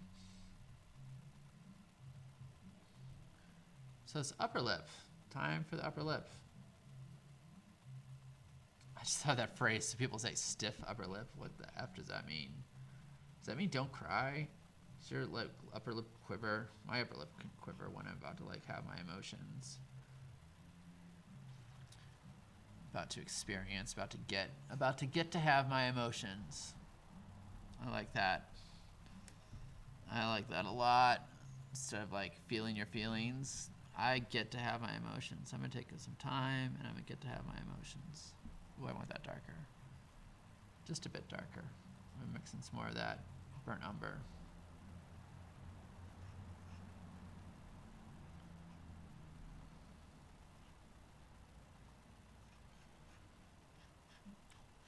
Last week was such a gift. I'm working this program called The Artist's Way. I'm leading a couple book clubs about it as well. One's active right now. The other one's starting in about a week. That's the admin work I'm going to do pretty soon here.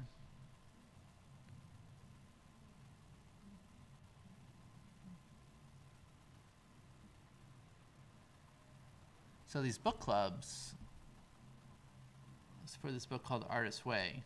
It's basically the blueprint on how to be an artist, screenwriter, content creator, anything.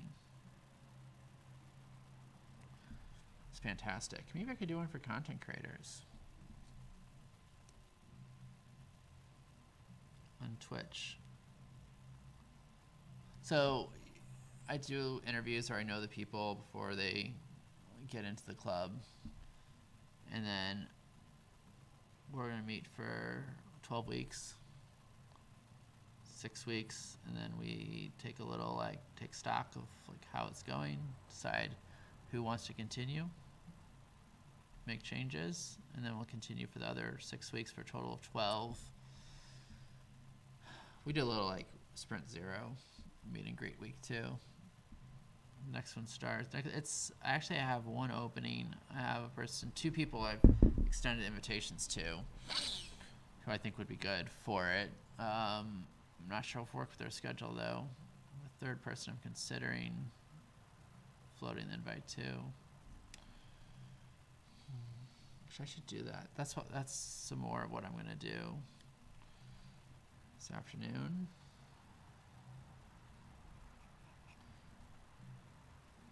At some point, I'm gonna go and do another thing that I'm doing. I have a date tonight, which is exciting. Date with my partner. We're do the cycle. We do cycles where we're together because of COVID. We do cycles where we're in the same space. This happens to be a week where we're sharing the same space, so I get to see her in person. She's doing her executive MBA online, and she has a group project tonight. So we're switching up how our date's gonna go. Hey, welcome. If you just joined, this is what we're doing. We're working on this face, painting from a reference. It's actually, that's looking pretty good. We're working on the upper lip right now. I'm gonna do a zoom out. So you can see more of the painting. You're not gonna see all of it, but you'll be able to see some. It's 5 foot wide. Oh wow, I just took this stuff back. Looks really good. And that reminds me, I never took that break I was gonna take. That's okay. I'll just do a little stretching right now. Okay. So talking about painting, talking about life coaching, and if you're a moderator and I haven't covered the correct bits of this painting, let me know. I'll cover other bits. It's really not a human. It's just a representation of a human figure. If I didn't cover the right bits with my post-it notes, let me know, please. And I will make adjustments. A large part of painting humans is painting all the human, learning how humans work, learning art, learning anatomy, learning the figure. When I was in college, we spent 6 hours every week in front of the nude model drawing with charcoal. Every week. It was there was 3 semesters of that. 3 or 4? Was there a figure 4? Figure 1, figure 2, figure 3. Definitely took. I don't know if I took figure 4. I think figure 4 was actually figure painting.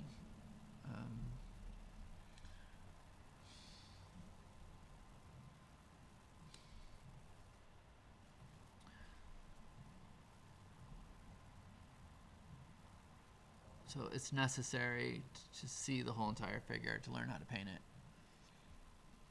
Maybe Twitch will change their rules. Maybe they're willing. I'd be happy to work with them, talk with them, find a way to. But it sounds like there's an infrastructure thing that they want to do, but maybe it's not prioritized. I mean, it's essentially like Twitch is like gaming platform, right? So, but if they want to branch out, they might want, if they want to branch out into art, cool. There's a fair amount of, I've seen a fair amount of people who do digital art. And digital art is pretty easy to set up. You just broadcast your Procreate or your Photoshop, because you already have a screen there.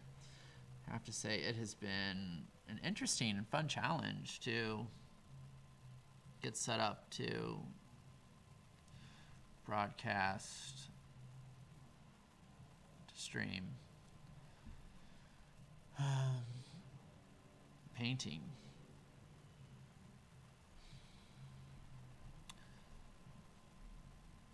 Yeah, just this green here and that green there, that is really working. I think I want to add a little bit of that to the forehead too.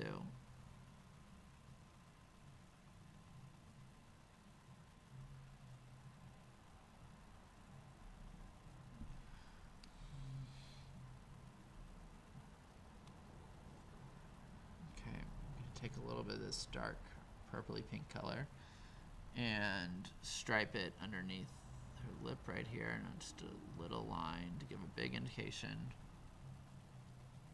of that part of the face.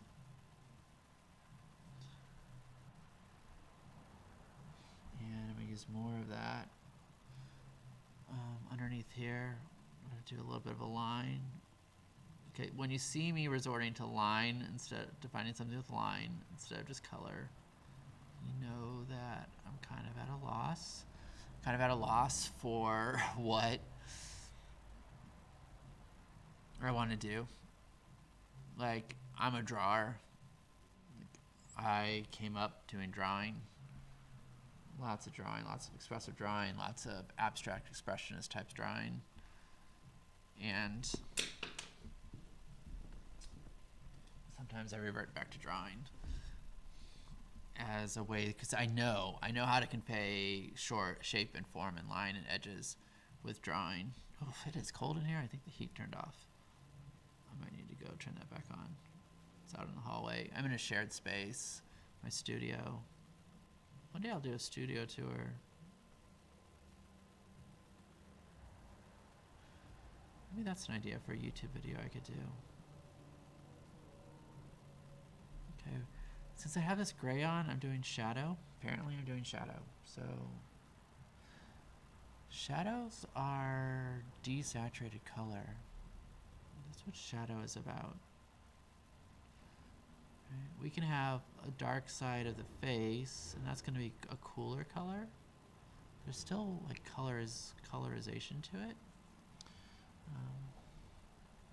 And shadow is actually less saturation, less color, less pigment. That's what's happening there. Oh, hey, somebody else just joined. Welcome. Glad you're here.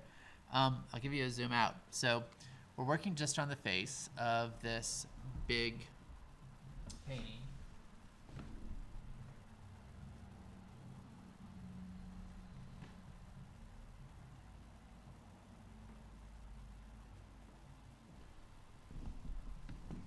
We're ways into this. We're an hour and 44 minutes. Of that, I've probably only been painting about an hour and a half.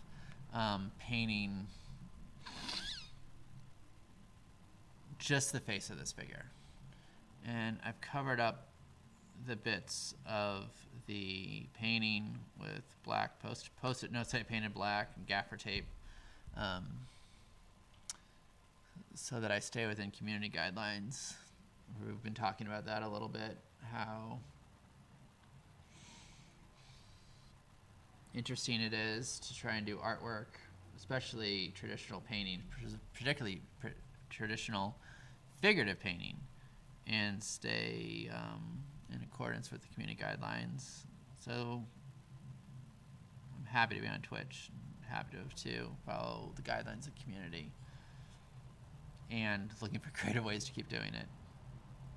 So we're doing shadow now. So I was talking about how desaturation, like a gray color, making your colors more gray indicates shadow, whereas making your colors warmer or cooler or darker or lighter can show form.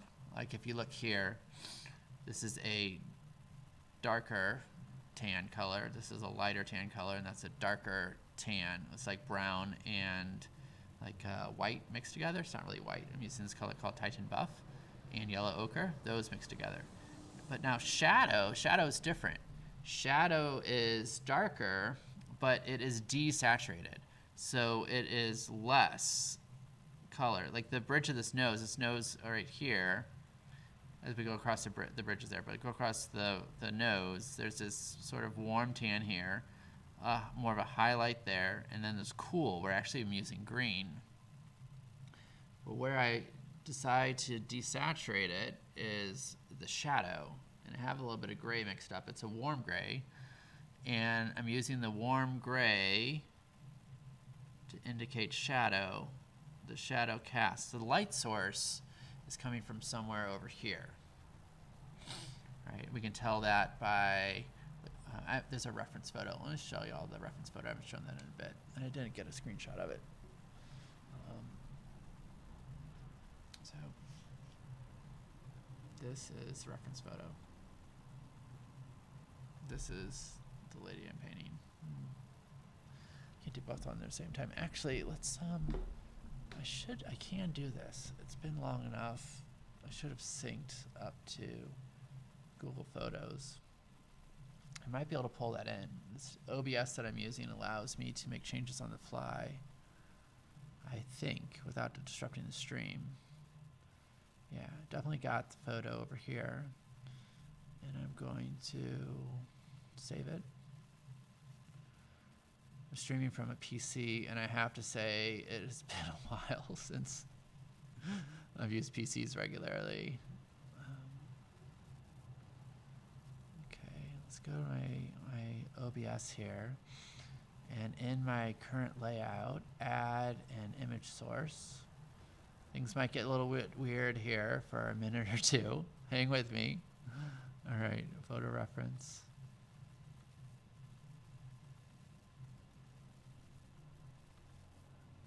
New photo source. Sure. Go grab my image.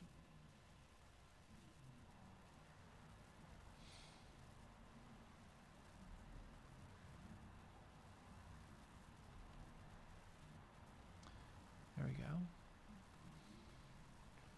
And we'll resize this. Throw it up here.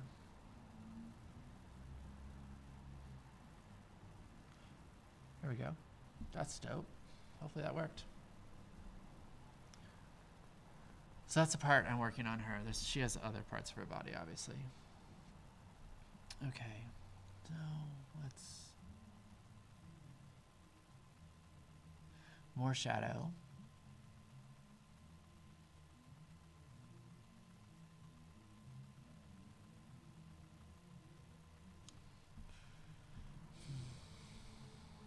I like the way that's looking, especially from a distance. I'm going to use this shadow color a little bit more. A little bit here underneath the lip. A little bit over here underneath the chin. It's a warm shadow color, so I probably would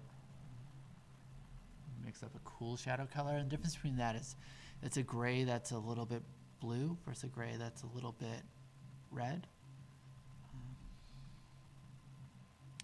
One of those is warmer, one of them is cooler. So just go work out the shadow a little bit more. Throw in a little bit more of this. I'm gonna lighten this gray a little bit so that I can have the edge of it play through.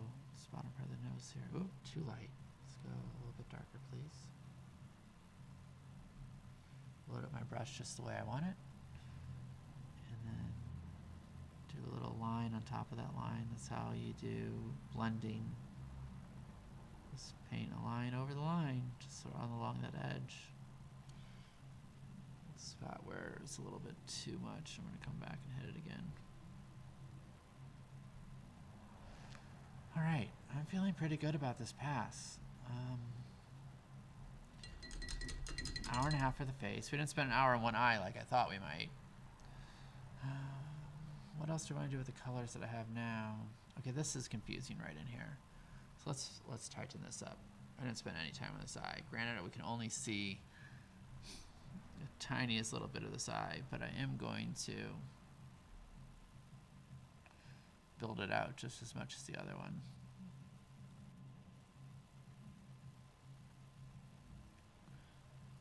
Structures and layers. We're just seeing the littlest tiny bit of the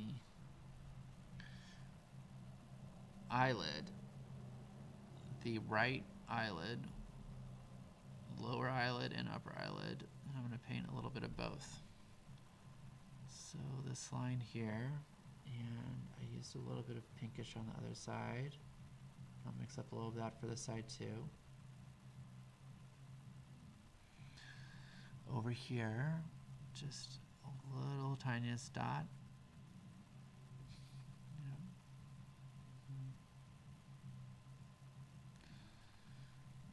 And then I'm going to grab a bit more of this brown and draw, just stroke over with the bottom edge of the top eyelid. Just a smidge right there. This darkened area through here. We're going to bring that around. Doing a bit of pushing back and forth here. You can tell that my body wants a break because my brush control has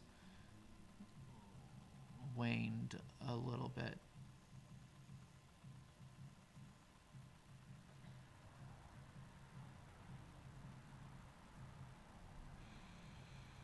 So I'm breathing.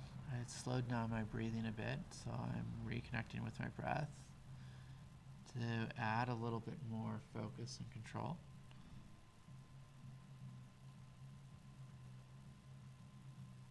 It's not gone forever. It's something I can get back. Usually get it back with just a couple breaths.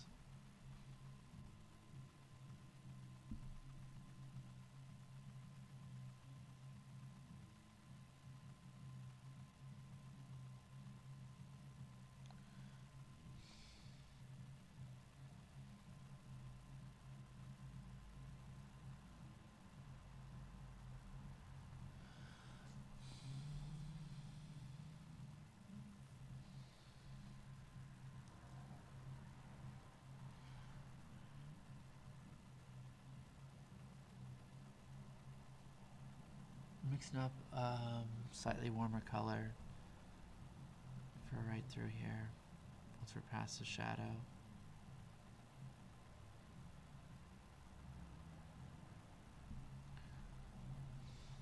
I'm going to lighten up even a little bit more than that. A little bit lighter. Means a little bit more of the Titan buff. It's a color I pre-mixed.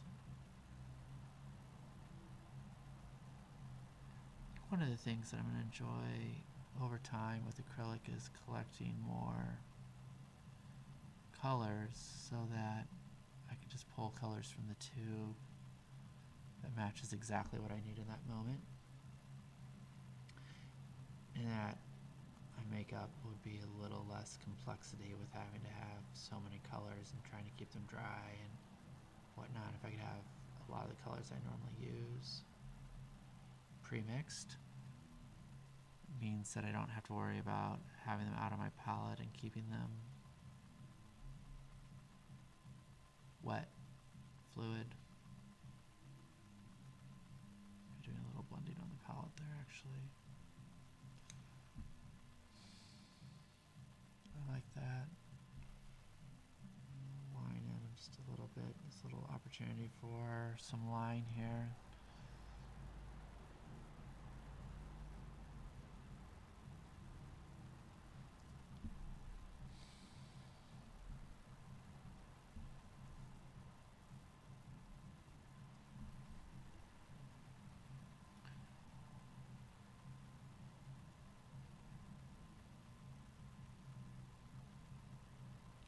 Sometimes the way to make a very thin line is to create a thicker line and then paint over half of it. If your brush isn't small enough or you don't have enough control to make a very thin line, just make a thicker line and then paint over half of it with the color from whatever it's surrounding. It's not a great way to make lots of very thin lines, but if there's an edge line somewhere.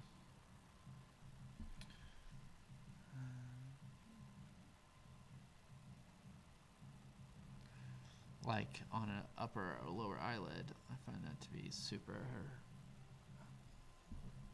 helpful technique.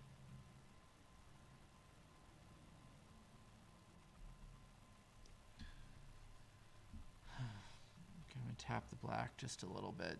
I'm having a hard time having this read the way I want it to. So we're going to cheat a little by going really dark. Maybe it's not cheating, maybe that's exactly the color it needs to be.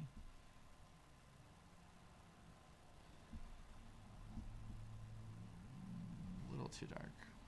That's okay. Little accident. Now we know. I was like, maybe it needs to be all the way dark. Maybe you need to be all the way dark. You don't. Good job. Good job. What is her name? Is her name Samantha? It'd be funny if it was. Samantha's the name of my inner artist child. She's really liking this. Where I'm gonna pause here, and then I'm gonna think about her hair. I'm gonna pause. I'm gonna take a breather, a stretch. I'm gonna think about time.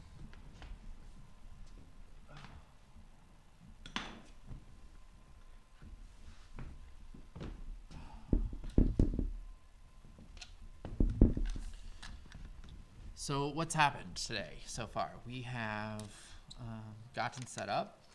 I moved my mic. I'm set up. I'm painting large. I'm going to zoom out so we can see the whole thing.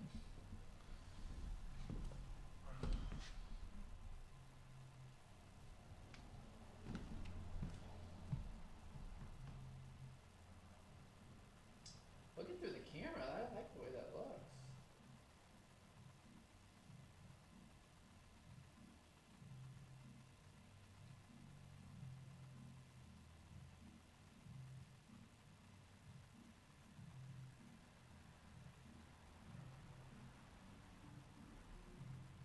Okay. That's where we are right now. So the before was, this was really rough. It was the yellow, the eyes were really not even there. They were just the underpainting, this yellow from a layer I'd done early on.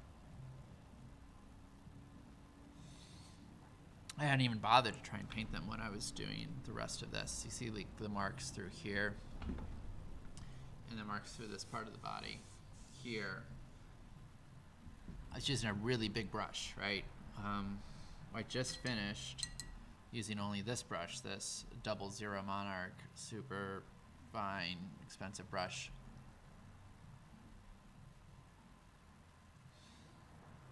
That's almost all I used through here, except when I was doing the forehead.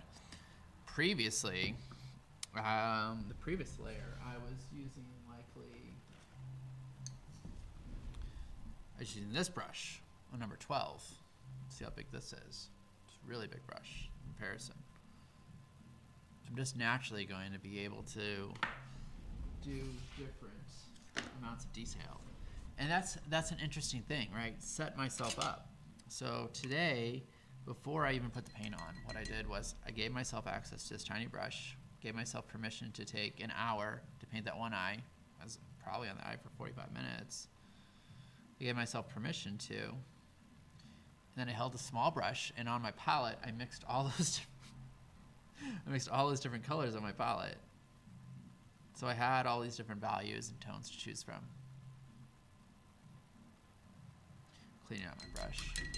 That's the thing about using this nice brush, is that I have to take care of it or it won't stay nice.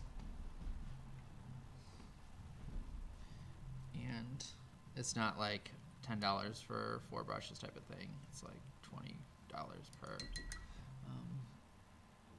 And I don't want to have to be getting new ones all the time. So I just clean this. Brushes I really love, I clean out. Keep good. Clean out my other ones too. Now, I might still do some painting. I might add some more painting on, but I'm taking a real break. Real break means giving myself the option to stop if I want. And continue if I want. So I'm going to take some water and sprinkle it over my palette here. Create a more human environment over there on the palette. I really want to learn about, I want to remember to learn about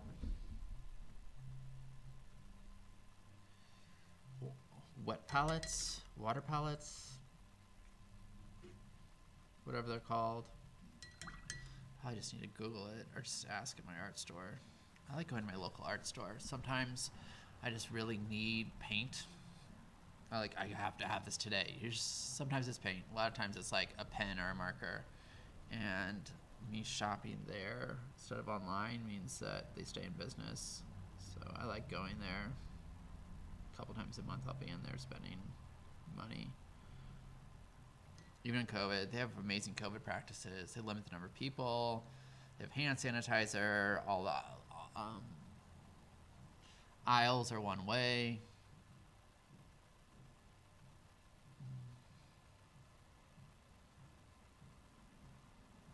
I need a real break. Okay.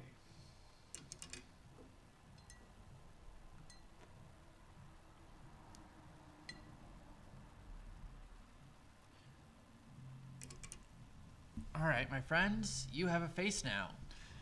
You have an eye, you have a face. Oh, there's no shines. Okay, since it might be a hot minute before I come back to this, leave my brush cleaner out because I'm going to use it. Eyeballs have shines and highlights. I at least want to do my highlights in white before I move on to something else. So pure white coming in and thinking about where the light source is, pretty clear. The shine on the eye goes, zoom back in. You see what I'm up to.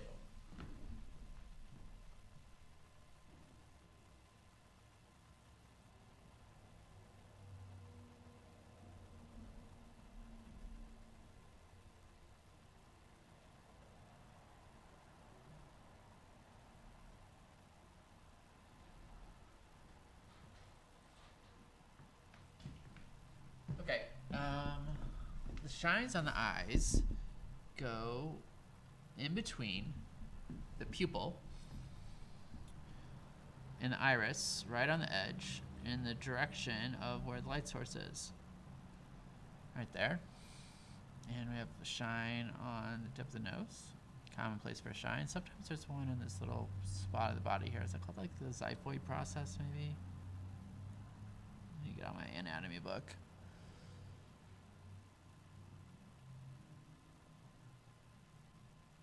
The highlights help your brain make sense of what you're looking at. We'll throw a little one on the chin too. I can always knock them back later. Let me look at my reference here to see where the light source is coming from. Now, looking at this right here, like just staring at it, like that looks ridiculous, right? Like that looks ridiculous, just a big blob of white. But if you take even the smallest step back, the whole thing works. It works together as a unit. There's actually a little bit of white right here too. Now, don't go overdoing it on highlights everywhere. I'm intentionally like adding a little bit more than I normally would because this figure is on this huge, complicated, busy scene. What it means is that I want a little bit more punch. I want your eye to catch those glints of white. I want that to happen because there's so much competing, like this white right here. You can just see a little bit, that's a big white line that has to do with the composition of the piece. And the whole idea of like her being partway, her being the portal, really. Tiniest little speck, right? Actually, I'm gonna go highlight with Titan buff instead of white there,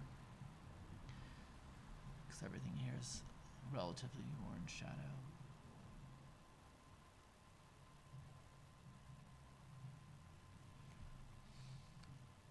Do another pass of that. Oof, I put so much paint on my palette I'm gonna throw away. It's frustrating. Okay. Maybe on the eyelids too. Yep.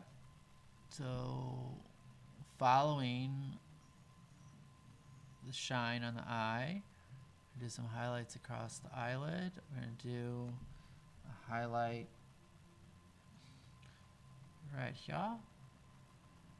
Now the interesting thing is, right, if I get the eye right, if I get the nose mostly right, if I get the mouth right, and the face sort of reads, the hair could be like ridiculous. The other thing, like nipples, usually there's a nipple here. Don't look. Pretending to say that. Getting the nipple right. I find those are really important. If I get those right, then it's going to read as a figure. If I don't, it's not going to read as a figure. It's not going to have as much emotion. So I might not even need to go in and do the level of work I've done on the face today on the rest of the body. If I do, and this is, what are we at here? 2 hours? 2 hours for this, it'd be like another 9 sessions to do that same level of detail across the whole body. Not gonna do, maybe I will, maybe I will, maybe I won't. I'm pretty happy looking at this is nice. I can look at the monitor over here. And I can see what it looks like from far away. I can see what it looks like from the distance of the camera, which is 5 feet away. That's nice. Wish one day maybe even have a bigger monitor here, a better monitor in the studio. I'm hesitant to like invest in equipment for here because it's a dirty, cold warehouse set up in the corner. You know, this is a place that's designed to make big abstract paintings where I'm throwing lots of paint. So my studio space is set up for that. It's set up for other things too. We do rope suspension here. I do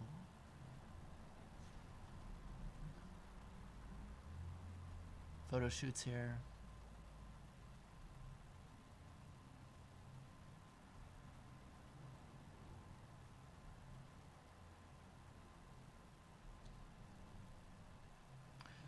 So while I'm doing these highlights, I'm going to see if, okay, is there any spot where I really want to use black? I use black in the eye. I use black. Yeah, I'm going to touch up a little bit in this nostril here. These are going to read from a distance. Pulls the whole thing together. Well, hello there. I see her. It's nice. I feel like this eyelid right here, it's a little bit droopy. It's a little bit droopy. You are a little bit droopy, miss. Which is actually, that is what it is here. It's not a droopy so much as defining that shelf a little bit and then defining the shadow. Defining a little bit of the shadow back over here in the corner of her eye, right in here. That isn't playing. That's the wrong color, wrong value. So I put what I just put on the first time was wrong too. It's closer. There we go. We're gonna tag this up.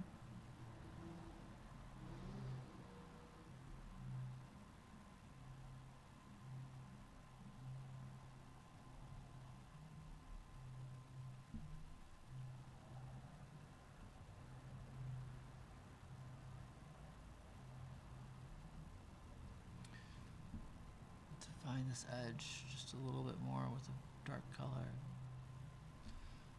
And then blend it a little bit with a combination of green and brown. Brown is called burnt umber. And then I'm going to come through with some pure black, just a little bit. Preparing the brush. Doing some test strokes. So that's the other thing I haven't done yet that I just remembered was eyelashes. Eyelashes tend to be black, no matter the melatonin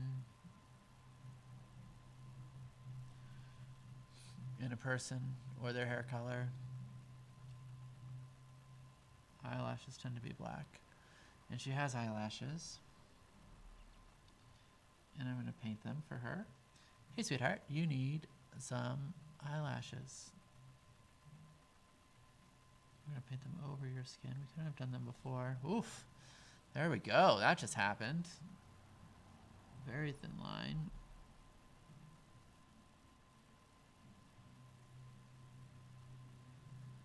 Eyelashes aren't dispersed evenly. They grow in clumps. They grow in 2 spots. They come out. One is off of the edge of your top eyelid. And the other is out of the outer edge of the lip of your bottom eyelash. I'm saying you're, assuming you're a human with standard anatomy. When it comes to your upper and lower eyelids, so I'm just gonna give some little indications here. Not in her eyeball, not in the iris, not on that highlight where the ledge is, but where this dark part starts. And I'm just gonna give some little indications of black. Little indications spread throughout. And I want a little bit of a shadow now. The shadow from the eyelashes cast right down here.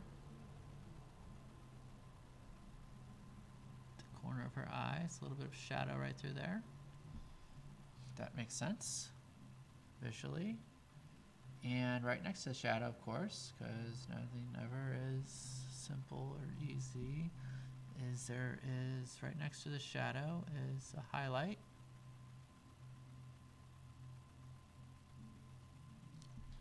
Which I made a little too hot, a little too bright. It's not a problem. Just grab the color I want and come back. Hello. Hello there. Hi, I see your eyes. I'm so glad I remembered to do your eyelashes. How about nose hair? Do you want me to do your nose hair? No, you don't want me to do your nose hair. I think you probably cut all your nose hair out, judging by this photo and how you've chosen to groom the hair on the rest of your body.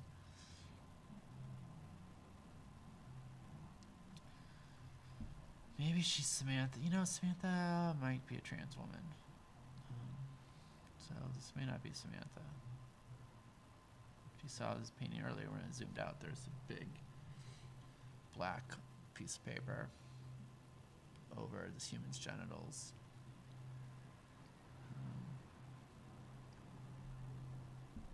But I'll give it away. Cisgender human. At least for now. I guess I could change that. That might be fun.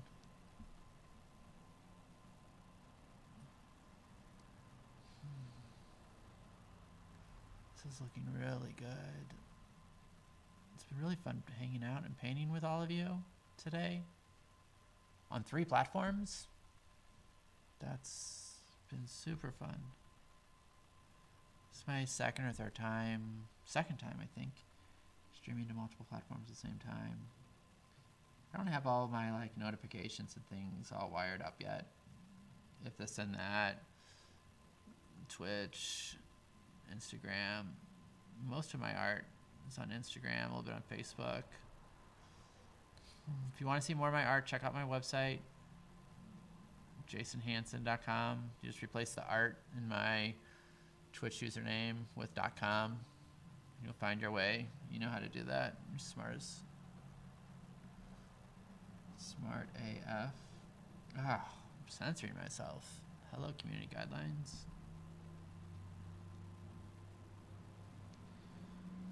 Okay. That's better. I like that a lot.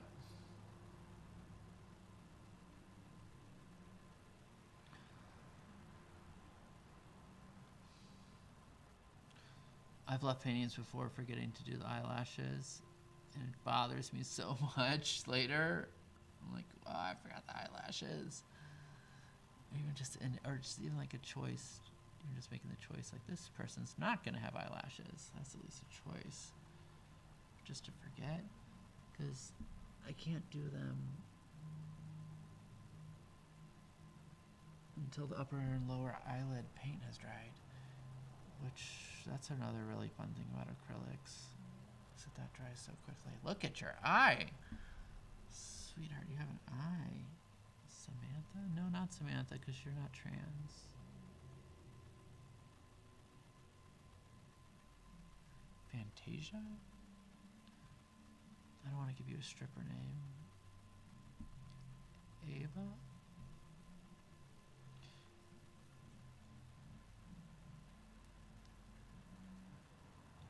Dream portal.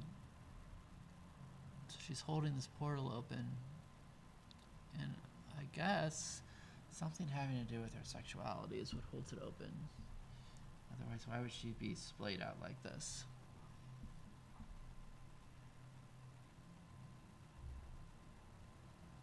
Okay, that feels even better. It's like you're looking at me.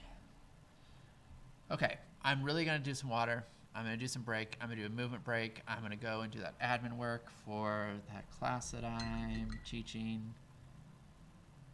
Check out my work. Subscribe to my channel if you want to get updates about when I come online again. Thanks. Rocky Boa looks dope. Awesome. Thank you. Appreciate the comment. Let me give you a bigger view before I log.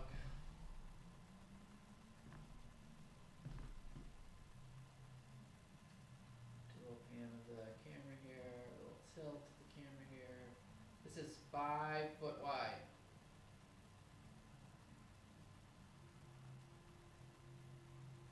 All right, here's the story, right? So this came from a dream. If you've ever had a dream that you want to make a picture of, let me know. Like, just like do a thumbs up or a plus sign so I know that you've had that. All right, so here, did her face, right? So she's here on this edge, right? Here's this portal. Here, this is the line of the portal. This is this whole other world here, and things are happening here, right? There's this gold line here. There's this wall. This is all going to be sky and ocean. There is this big building. It's hard to see with the OBS, with the window there. Let's move that. I love this software. There's this like lighthouse-looking building here. I'm calling it a lighthouse. It's not actually a light. It's drawn like lighthouse, but it's like this old mansion-y looking thing. And this transition, and she is in between worlds. Like she is in this world that I paint from. There are different characters that do different things. This character, there are dream explorers who go and come back, and then there's those who are able to open portals.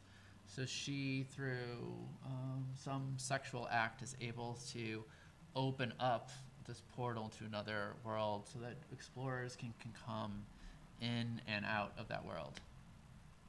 That's what this is about. All right, I'm going to go and do other things with my life for a bit. I'll be back to paint. Did my 2 hours painting. That's my deal with the universe, is that I do 2 to 3 hours of prep every morning. That is things like journaling and yoga and meditation and taking care of my body. And then I do 2 hours of painting at least every day, making art. And that's the whole deal.